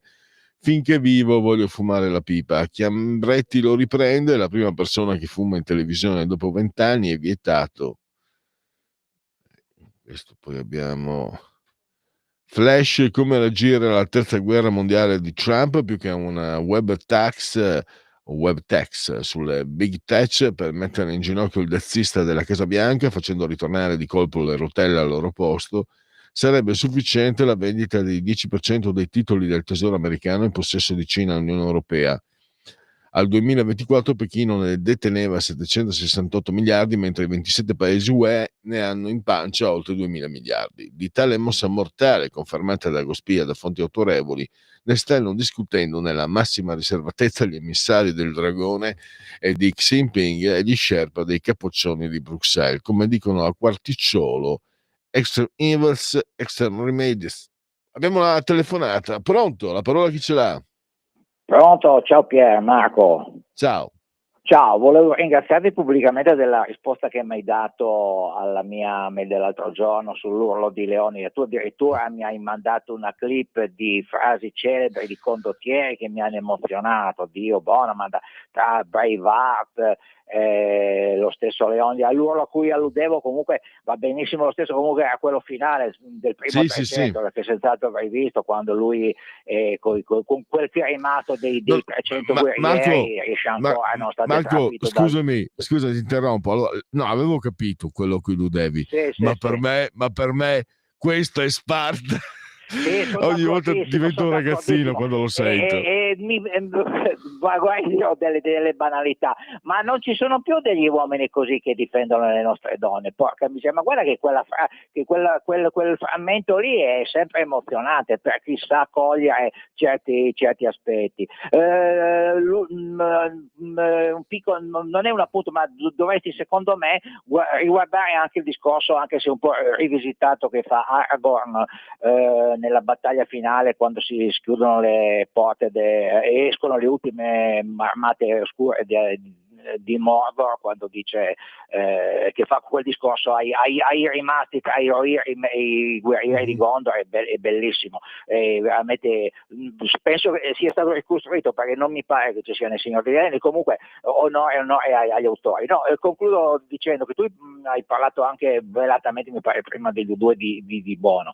Bono è un'altra bella banderuola, musicalmente e intellettualmente. Musicalmente gli U2, per carità, per convenienza o evoluzione musicale, come vuoi definirla tu, ci sono stravolti. I primi 3 album erano magnifici sotto la legida della supervisore musicale di Steve Lillywhite. Poi quando sono passati a Brian Eno, secondo me hanno un po' clippato, ma secondo me Massimo è stato buono, quando mi pare che me la sono persa quella in un'intervista a Fazio, che io ovviamente le interviste di Fazio me le perdo volutamente, però quella avrei voluto sentirla. Ha pubblicamente dichiarato che si è pentito di aver scritto certe canzoni. Orbene, direi al signor Bono, purtroppo non mi sta ascoltando e poi chiudo, che capisco che devi curare i tuoi interessi, il portafoglio, ma non essere così anche tu una banderuola. Io penso che ho illustrato, te le manderò poi appena le stamperò, anni fa alcune canzoni degli U2, le più belle secondo me, sia come musica che come testi. Adesso cosa fai, Bono? Rinneghi tutto il tuo passato, e poi mi pare che ci sia fatto fotografare anche insieme a quell'altro massone, come si chiama, uno dei tanti, adesso non mi viene, non Billy Gates, quell'altro, Soros, ecco, si è fatto fotografare assieme a Soros. Ai, qui gatta ci cova.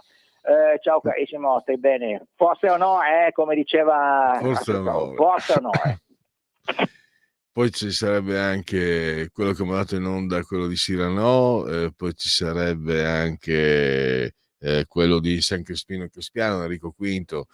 Magari con Vincent se ne può parlare. C'è un'altra telefonata, ma il film di cui parlava Marco è 300 Leonida del 2007. Pensate che su alcuni giornali dissero che si trattava di un film fascista. Vengono da lontano quelli di oggi. La parola chi ce l'ha? Pronto? Pronto? Sì, buongiorno.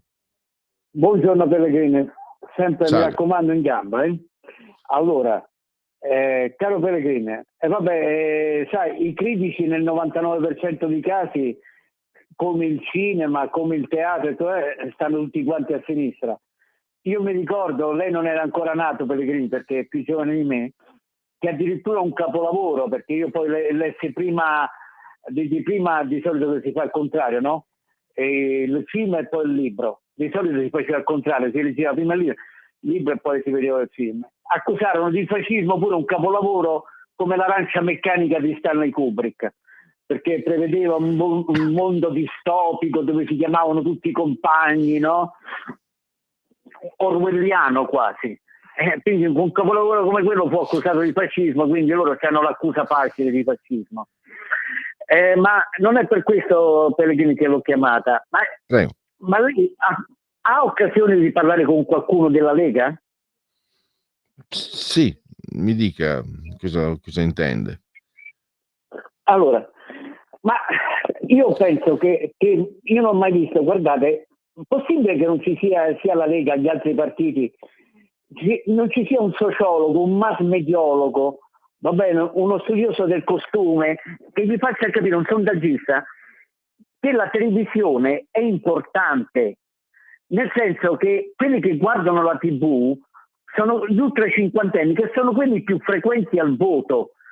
Quando lui insiste Salvini, la Lega sui social, i social li vedono soprattutto i giovani, ma i giovani nel 70-80% dei casi non vanno a votare.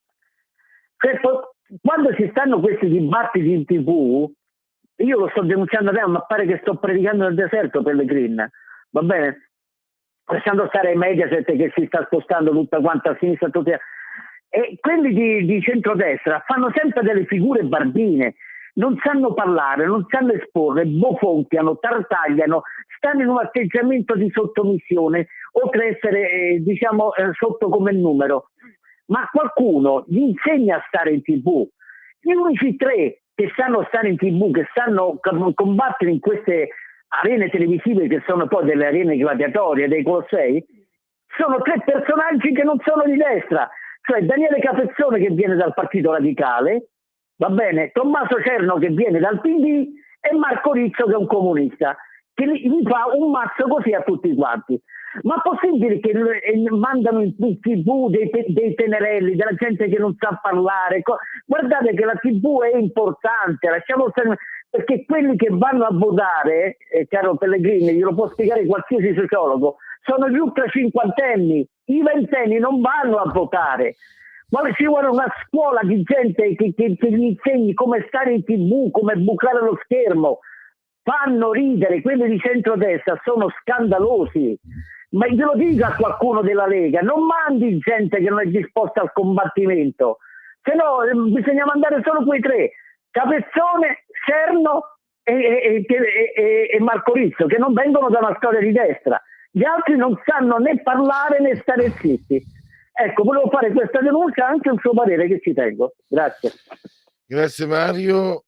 È anche soggettiva la visione, perché per esempio io da destra sento Mario usare la sua stessa veemenza per antipatia contro Capezzone. Da destra ho sentito commenti pesanti contro Capezzone, che è considerato inadeguato.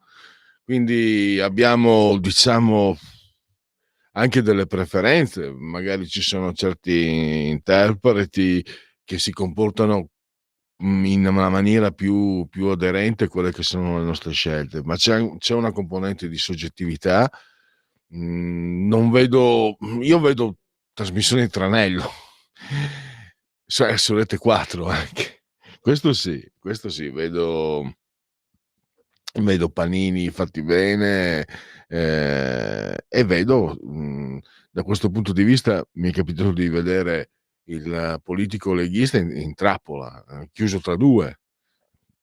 Ma questo ripeto, in trasmissioni di Rete 4 dove magari uno si aspetta che perlomeno non ci si metta contro. Comunque, ripeto, questa radio serve anche a far sentire le vostre voci. Mario, in nome di una preoccupazione di non vedere, prevalere determinate posizioni, invita, c'è questa invocazione a fare ancora di più. Non entro nel merito perché poi ecco lì non è più mia competenza, non la vedo. Di quello che dice Mario, per esempio, quello che vedo io è appunto che ci sono delle trasmissioni trappola, quello sì, ma adesso meno, perché mi sembra che quando ci sono trasmissioni di trappola, per esempio, non vedo più il leghista. E curiosamente quello di Forza Italia non c'era il leghista, trappola, 2 contro 1, 3 contro 1.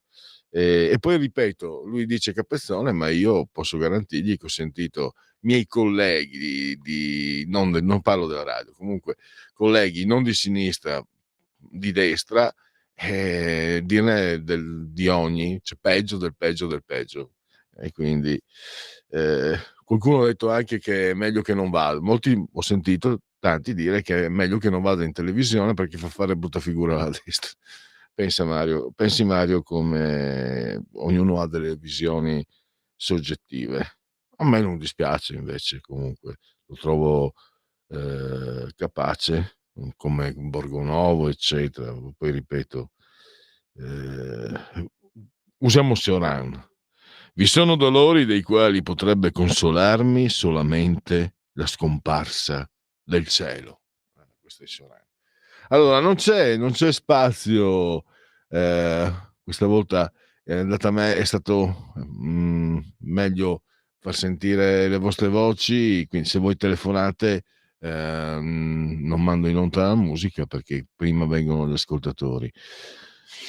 Allora, infatti, ma cosa bastasse, si parla sempre della tangenziale della Vigevano Malpensa, infatti, ma cosa bastava fare la tangenziale esterna ovest, anche perché a ovest di Milano ci sono molte più città molto più popolate, invece a est, oltre i lineati dove hanno fatto la tangenziale esterna, c'è molto meno abitazioni e quindi a ovest servono molte più tangenziali, invece ce n'è molte meno. Grazie anche per questa segnalazione. E poi non sei il solo a parlare nel deserto, vede il congresso, abbiamo meglio, hanno eletto personaggi dubbi, yes man e basta, ma silenzio, urliamo per nulla. Scrive Maurizio, quindi anche qui noi non censuriamo nessuno. Non censuriamo nessuno, però vi invitiamo a seguire la Lega. Allora, la sigla di Segui la Lega, Segui la Lega. Mamma mia. Segui la Lega è una trasmissione realizzata in convenzione con la Lega per Salvini Premier. Sono sul sito legaonline.it, scritto legaonline.it, segui la Lega prima che la Lega seguisca te, alla Pellegrina o segua te alla Marciana. Tutte le cose che si possono fare da su questo sito. Allora, intanto firmare per sostenere le misure del DDL sicurezza della Lega e a sostegno delle forze dell'ordine. Il calendario delle feste della Lega, iscriversi alla Lega è facilissimo, si versano 10 euro, si può fare anche tramite PayPal e poi vi verrà recapitato al Magione per via postale, ma se di mezzo ci sono i posti italiani, io raccomando calorosissimi gesti apotropaici alle femminucce, ai maschietti e a tutti i sessi previsti, anche quelli non previsti, perché io sono molto inclusivo. La tessera Lega Salvini Premier.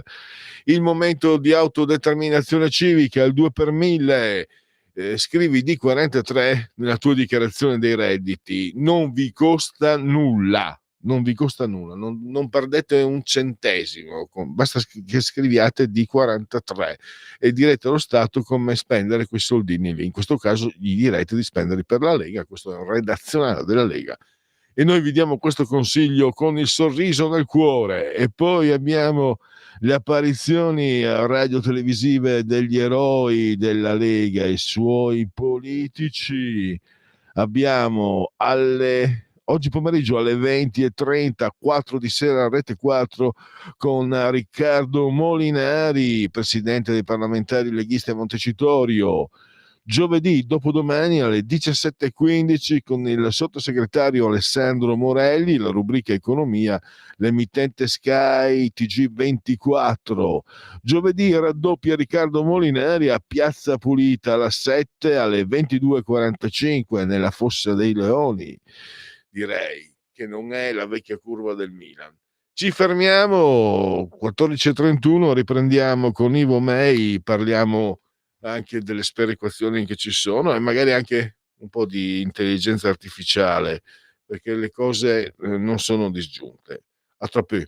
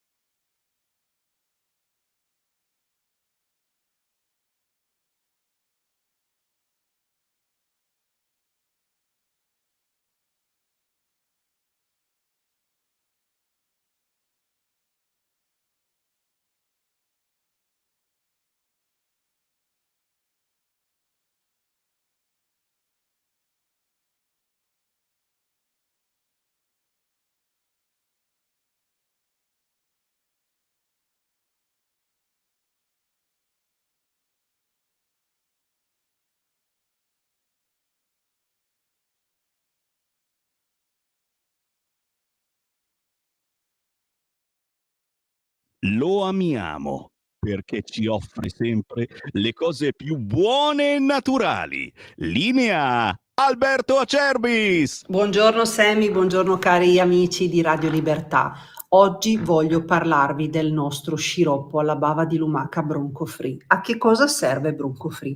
Serve per tutti i processi alterati delle vie respiratorie. Avete presente quando abbiamo quel senso di pesantezza sullo stomaco, quando sentiamo che abbiamo la tosse secca, oppure quando abbiamo quella fastidiosissima tosse grassa che non ci fa dormire la notte e il nostro medico ci prescrive un mucolitico? Ecco, Bronco Free è un mucolitico perché contiene appunto la bava di lumaca, gli enzimi litici che aiutano proprio a fluidificare il catarro, favorirne l'espettorazione e riuscire veramente a uscire molto più facilmente da tutte le problematiche respiratorie che noi abbiamo, soprattutto in questa stagione. Mi rivolgo anche a chi è fumatore e quindi deve convivere tutto l'anno con la tosse.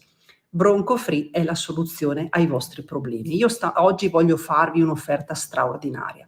Bronco Free potete provarne anche solo un flacone, 24 euro. In questo caso ci sono le spese di trasporto, ma la grande offerta oggi per voi è questa: 3 flaconi di Bronco Free a 59 euro. E se dite ascolto Radio Libertà, voi non pagate la spesa di trasporto. E se aggiungete dicendo ho sentito la pubblicità che ha fatto Miriam stamattina in radio, avete anche un omaggio da parte mia. È davvero Bronco Free la soluzione a tutte le problematiche respiratorie? Pensiamo anche ai nostri bambini, i nostri nipotini, li accompagniamo a scuola e il giorno dopo tornano, sono già pieni di tosse, pieni di raffreddore. Ecco, in tutte queste situazioni Bronco Free. All'interno trovate un bugiardino per capire bene come si utilizza. Vi ricordo che è senza glutine e senza lattosio. Come fare per prenotarlo? 030 68 40 408, ripeto 030 68 40 408. Vi aspetto, ciao a tutti. Eccoci di nuovo in diretta, non so se lo abbiamo già in collegamento, perfetto. Allora abbiamo Ivo May, scrittore, saggista e caporedattore di una trasmissione storica della 7 come Coffee Break, e con lui argomenti sicuramente. Un argomento che andiamo ad affrontare per primo è il tema della disparità che c'è nel pianeta.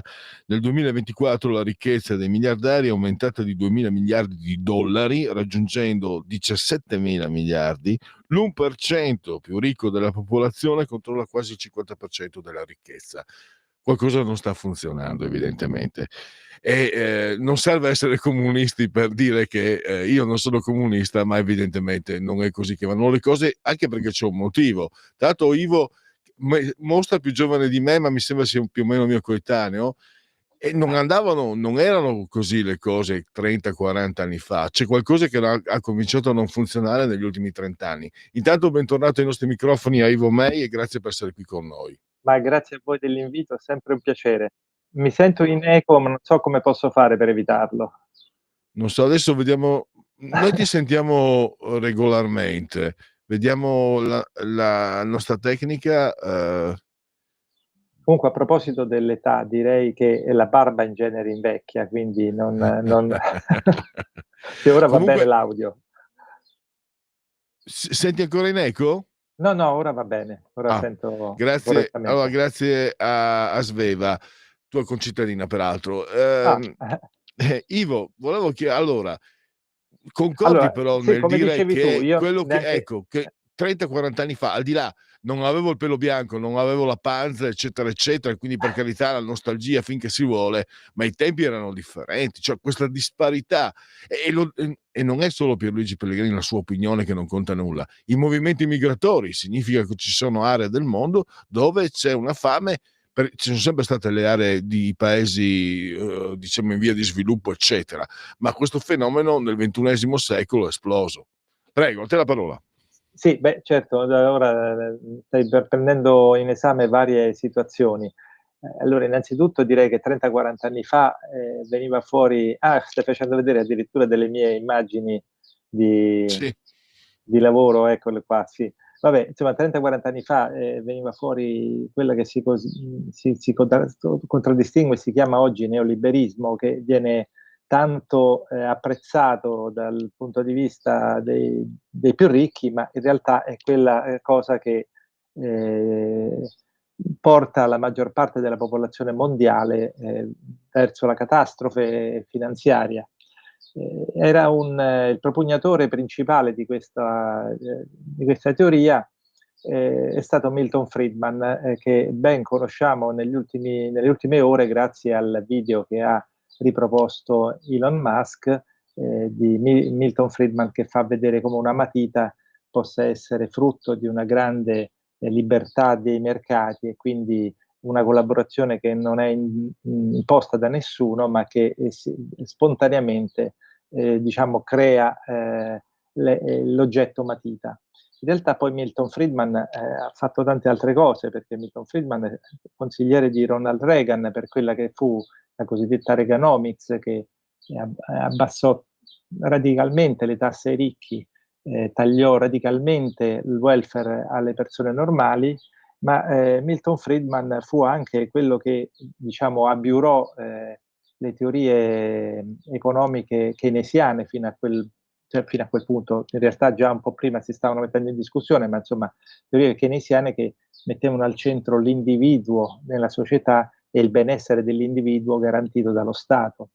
Ricordiamoci anche che Milton Friedman, tanto osannato dai liberisti nostrani, dai neoliberisti nostrani, fu consigliere economico anche di Pinochet quando fece il golpe contro Allende. Allora, neanche io sono comunista, mi posso dire comunista come tu stesso hai detto, ma sicuramente verifico ogni giorno che in questo stato di cose c'è qualcosa che non va. Non è possibile che 71 persone in Italia abbiano 272 miliardi e rotti, e che è corrispondente a 3/5 della ricchezza nazionale, e che invece metà della popolazione più povera abbia meno di questo. Insomma, è uno sbilanciamento assurdo. E poi consideriamo anche che questi miliardari, che spesso si dicono essere fatti da soli, nel mondo per il 36% hanno ereditato le loro fortune che si autoalimentano, ovviamente, perché chiaramente se io e te portiamo 10.000 euro in banca ci danno il 2%, il 3% se va bene. Se c'è qualcuno che ci porta 100 milioni o addirittura 1 miliardo, sicuramente gli danno qualcosina di più. Dicevo, 36% dei miliardari del mondo hanno ereditato, ma in Italia quelli che hanno ereditato, i miliardari che hanno ereditato, sono il 63%, quindi quasi il doppio della percentuale mondiale. Grazie che fate vedere anche il mio libro. Quindi rendiamoci conto che questo non è un mondo in cui non si possa ipotizzare un limite, addirittura, non dico una patrimoniale, è poco, cioè ci vorrebbe proprio un limite etico all'accumulo di ricchezza. Perché? Perché viviamo in stati, diciamo in società, in aggregati di persone che decidono di stare insieme e dovrebbero essere messe in condizioni di vivere tutte decentemente. Se c'è qualcuno che ha di più, dovrebbe contribuire a far stare meglio tutti quanti. E non parlo ovviamente di dare ognuno la metà di quello che ha, perché questo sarebbe utopico, ma parlando degli ultra ricchi, dovrebbero accettare serenamente una decurtazione dei loro guadagni, che sono assolutamente ininfluenti per loro, insomma. E io tra l'altro sono contento di averti come ospite, perché noi solitamente, puoi immaginarti, abbiamo un indirizzo, magari la parola patrimoniale qui è come, sai, quando Fantozzi dice lei è comunista, no? E ci spengono le luci. E invece è giusto sentire, anche perché c'è un punto, io l'ho detto, qualcosa non funziona evidentemente, e io ho un mio film, Ivo, mi permetto, anche insomma dalla mia ignoranza, il crollo del muro di Berlino ha prodotto dei frutti che sono marciti nel corso di questi 3 decenni, e abbiamo visto, questo è quello che penso di aver visto io, sostituire la politica, essere sostituita dalla finanza, e lo si vede intanto dai leader politici, no? Quando eravamo ragazzi noi, adesso non si tratta di nostalgia, ma Mitterrand era un signor leader. Potremmo dire tante cose, ma credo che Bettino Craxi fosse un grandissimo leader. Personalmente la trovavo odiosa, ma è stata una grande leader Margaret Thatcher, e poi sì, Helmut Kohl. Adesso sono almeno 20-30 anni che i politici i nomi non hanno più lo stesso peso, la politica non ha più lo stesso ruolo, e mi sembra che una globalizzazione che è stata gestita prevalentemente dei grandi gruppi che hanno fatto il bello e il cattivo tempo, la delocalizzazione che ha fatto dei danni enormi, abbia dato luogo alla sostituzione del potere politico con il potere prima di tutto ancora finanziario, neanche più economico in senso stretto. I subprime hanno creato un disastro, e quello con cui abbiamo a che fare adesso sia il frutto di questo tipo di meccanismo. È un'idea mia personale che, per carità, lascia il tempo che trova, ma ne approfitto di avere un interlocutore come te per sentire cosa ne pensa. Assolutamente d'accordo, non saprei cosa dire meglio di così. Attenzione, perché state facendo vedere anche le foto di mia moglie in questa, in questa rotazione che avete inserito. Sì, sono assolutamente d'accordo. Le cose non vanno bene. La finanza sta governando il mondo. Ricordo il 92, quel famoso incontro del gruppo Bilderberg sul Britannia, al quale partecipò Mario Draghi in qualità di direttore generale del Tesoro, con Prodi ultimamente alla ribalta per altri motivi, che spartì tra i finanzieri del mondo le perle preziose dello Stato italiano, chiamando tutto questo privatizzazione, ma in realtà era un depauperamento di tutti noi. E difatti tu hai evocato 40 anni fa, giusto appunto, nel 92 ci siamo più o meno, siamo sui 30 rotti, 32 anni, tra i 30 e i 40 anni appunto lì è iniziato il declino, se vuoi, non solo del nostro benessere, del nostro welfare come cittadini, ma è iniziato anche il declino della classe politica italiana. Un declino che, come tu giustamente hai evidenziato, è stato fagocitato, cioè il declino è stato favorito dalla finanza, perché anche attualmente, non a caso si dice che qualcuno manovri la politica mondiale, non certamente i politici. I politici sembrano diventati dei burattini nelle mani di personaggi che nessuno mai avrà visto. E ricordo anche un'opera, quella che voleva essere un'opera d'arte allora, ma era veramente molto inquietante, una ventina d'anni fa, in un festival di arte elettronica in Austria, venne presentato un diagramma animato su computer di tutti i principali, delle 100 maggiori società quotate in borsa nel mondo. In queste 100 società quotate in borsa, i consigli di amministrazione erano composti quasi sempre dalle stesse persone. Quindi voi potete capire, ovviamente sconosciute a noi tutti, potete capire quindi che queste persone, interlacciate tra loro da molteplici interessi economici, possano avere tranquillamente la possibilità di definire cosa fare addirittura di un paese. Non voglio parlare proprio dell'Ucraina, dove l'interferenza e l'azione della CIA è conclamata nel perturbare, ecco, la dinamica democratica del paese regolare, e che ha portato poi a questo bel risultato, insomma, costringendo Putin all'invasione. Ma in tutto il mondo avviene qualcosa del genere. In uno dei miei scritti ho rievocato Olivetti che venne costretto dagli Stati Uniti del grandissimo democratico Kennedy a chiudere praticamente, perché insidiava la prevalenza americana nel mondo dal punto di vista tecnologico e elettronico. E quindi figuriamoci se la finanza non ha il predominio. Ormai è solo la finanza che ha il predominio. Non è un caso che il personaggio più vezzeggiato, più ricercato e più sovrastimato in questo momento sia Mario Draghi.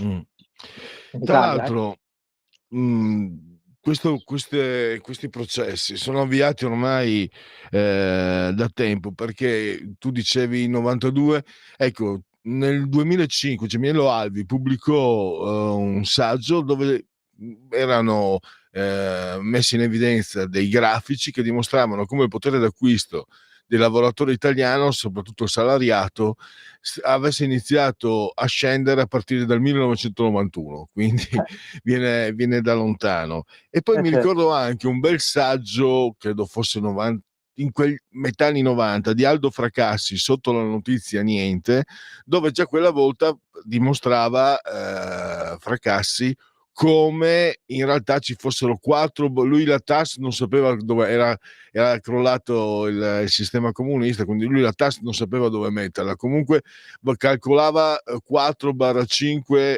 agenzie di informazione mondiali attraverso i quali passava l'informazione del pianeta. Sì, Quindi sì. Beh, era Franco Fracassi, perché te lo dico perché è un mio amico. Comunque sì, Sotto la notizia niente, è proprio lui. Claudio Claudio è il papà, e comunque a quella inchiesta collaborò anche. Scusami, è una cosa che non si dovrebbe fare, ma poi attraverso il tuo amico a parte, allora, a lui non può importarne meno del sottoscritto, ma fagli i complimenti, perché io, nonostante poi abbia un indirizzo politico diverso, ho sempre ammirato tantissimo il suo lavoro, anche quando era direttore di avvenimenti, il papà, dico, immagino il figlio, sì. insomma, guarda, se hai occasione digli, guarda che c'è uno della Lega lì di Radio Libertà, un barbone, che vi ha detto di girarti tantissimi, e c'è la mancanza di persone come Claudio Fracassi. Per il suo equilibrio.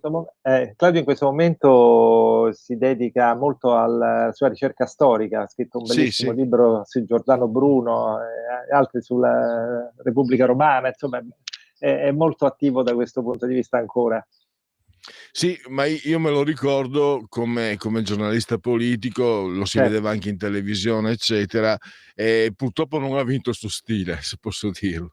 No, cioè, è sempre stato molto garbato e molto corretto Claudio, assolutamente. Ma vero. capace di andare in profondità, poi, cioè di dire le cose tutte.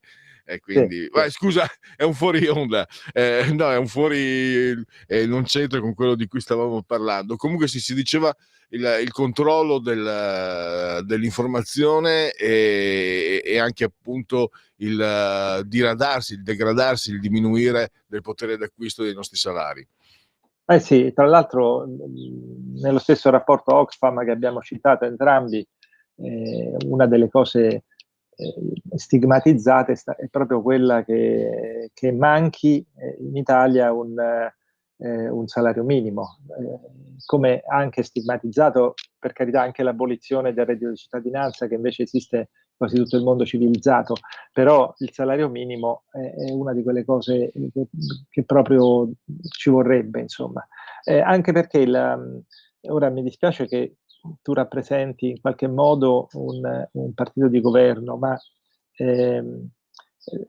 i dati sull'occupazione che vengono diffusi quasi quotidianamente, insomma, con le trombe dal partito, soprattutto Fratelli d'Italia, badano solo a parlare del numero di occupati, però la qualità del lavoro e la remunerazione di quel lavoro non è mai citata, in realtà è sempre più scarsa, ecco, come dicevi tu.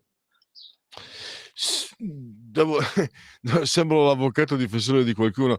Devo dirti che dall'Istat almeno i dati Istat dicono che sono aumentati, è aumentato il numero dei assunti a tempo indeterminato, e gli ultimi dati di fine 2024 vedevano un lieve recupero sul fronte del potere d'acquisto. Poi lo sai anche tu, Ivo, ogni governo, chiaramente ogni oste dice che il suo vino è più buono.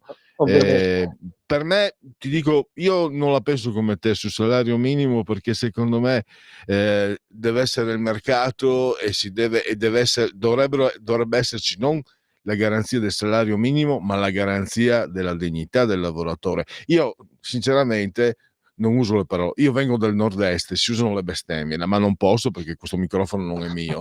Quando leggo di come sono trattati, ma un po' in tutta Italia, soprattutto nel campo dell'agricoltura, gli immigrati, quando quel ragazzo indiano è stato abbandonato dopo che si era tagliato il braccio, e gli è successo nel Lazio, ma ho letto di recente qui in Lombardia, in Puglia, per raccogliere i pomodori, cioè lì secondo me, questo io la vedo così, il parlare di salario minimo diventa fuorviante. Lì si deve parlare di legge, perché tutti sanno che si lavora in quelle condizioni e nessuno interviene. Dopo si va si va ai talk televisivi, si denuncia, fate qualcosa. Come si fa ad accettare che degli esseri umani... Io ho lavorato anni in fabbrica, era la fabbrica del Triveneto, all'epoca si poteva dire, io dicevo, siamo trattati peggio dei negri prima di Lincoln, perché da noi c'era un po', insomma, era pesante. E poi le cose sono migliorate, quindi io sono molto sensibile, anche se sono invecchiato, faccio un altro mestiere da tanti anni, sono molto sensibile verso questo tipo di sfruttamento inaccettabile, anche perché poi quelle persone lì che vengono, che hanno voglia di lavorare, sono il nostro futuro, perché indubbiamente daranno il meglio di sé se trovano un paese che dà l'occasione di riscattarsi e di migliorarsi economicamente, e dobbiamo trattarle così. Siamo dei cretini oltre che dei farabutti, dei delinquenti.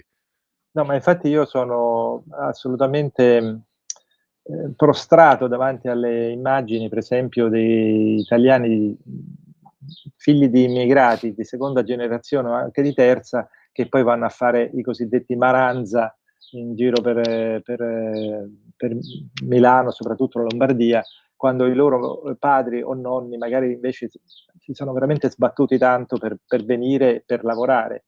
Questo è assolutamente deprimente, forse dipende anche però dalla povertà scolastica italiana, nel senso che anche lì andrebbero fatti degli investimenti per fare in modo che queste persone diano il meglio di sé, non il peggio, come spesso avviene. Se posso farti una rivelazione anche io, allora, visto che siamo in vena di confidenze, ti dico che dal mio punto di vista, pur non essendo aderente alla Lega, è uno dei migliori governi dal punto di vista del cittadino, puramente del cittadino, di quello che il cittadino può ottenere dallo Stato, nel senso che lo Stato è un contratto per cui dei cittadini delle persone rimangono tutte attorno ad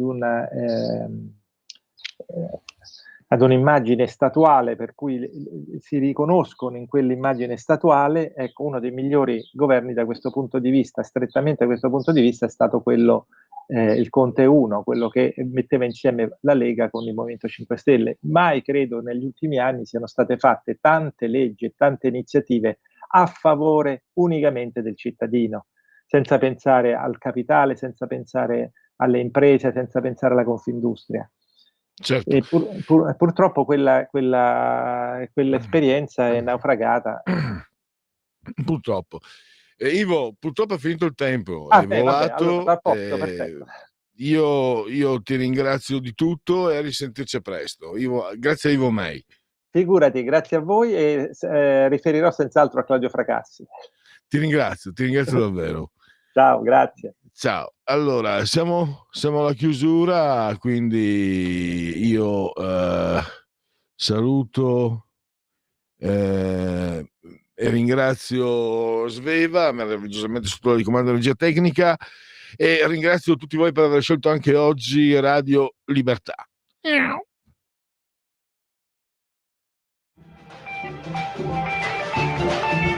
Avete ascoltato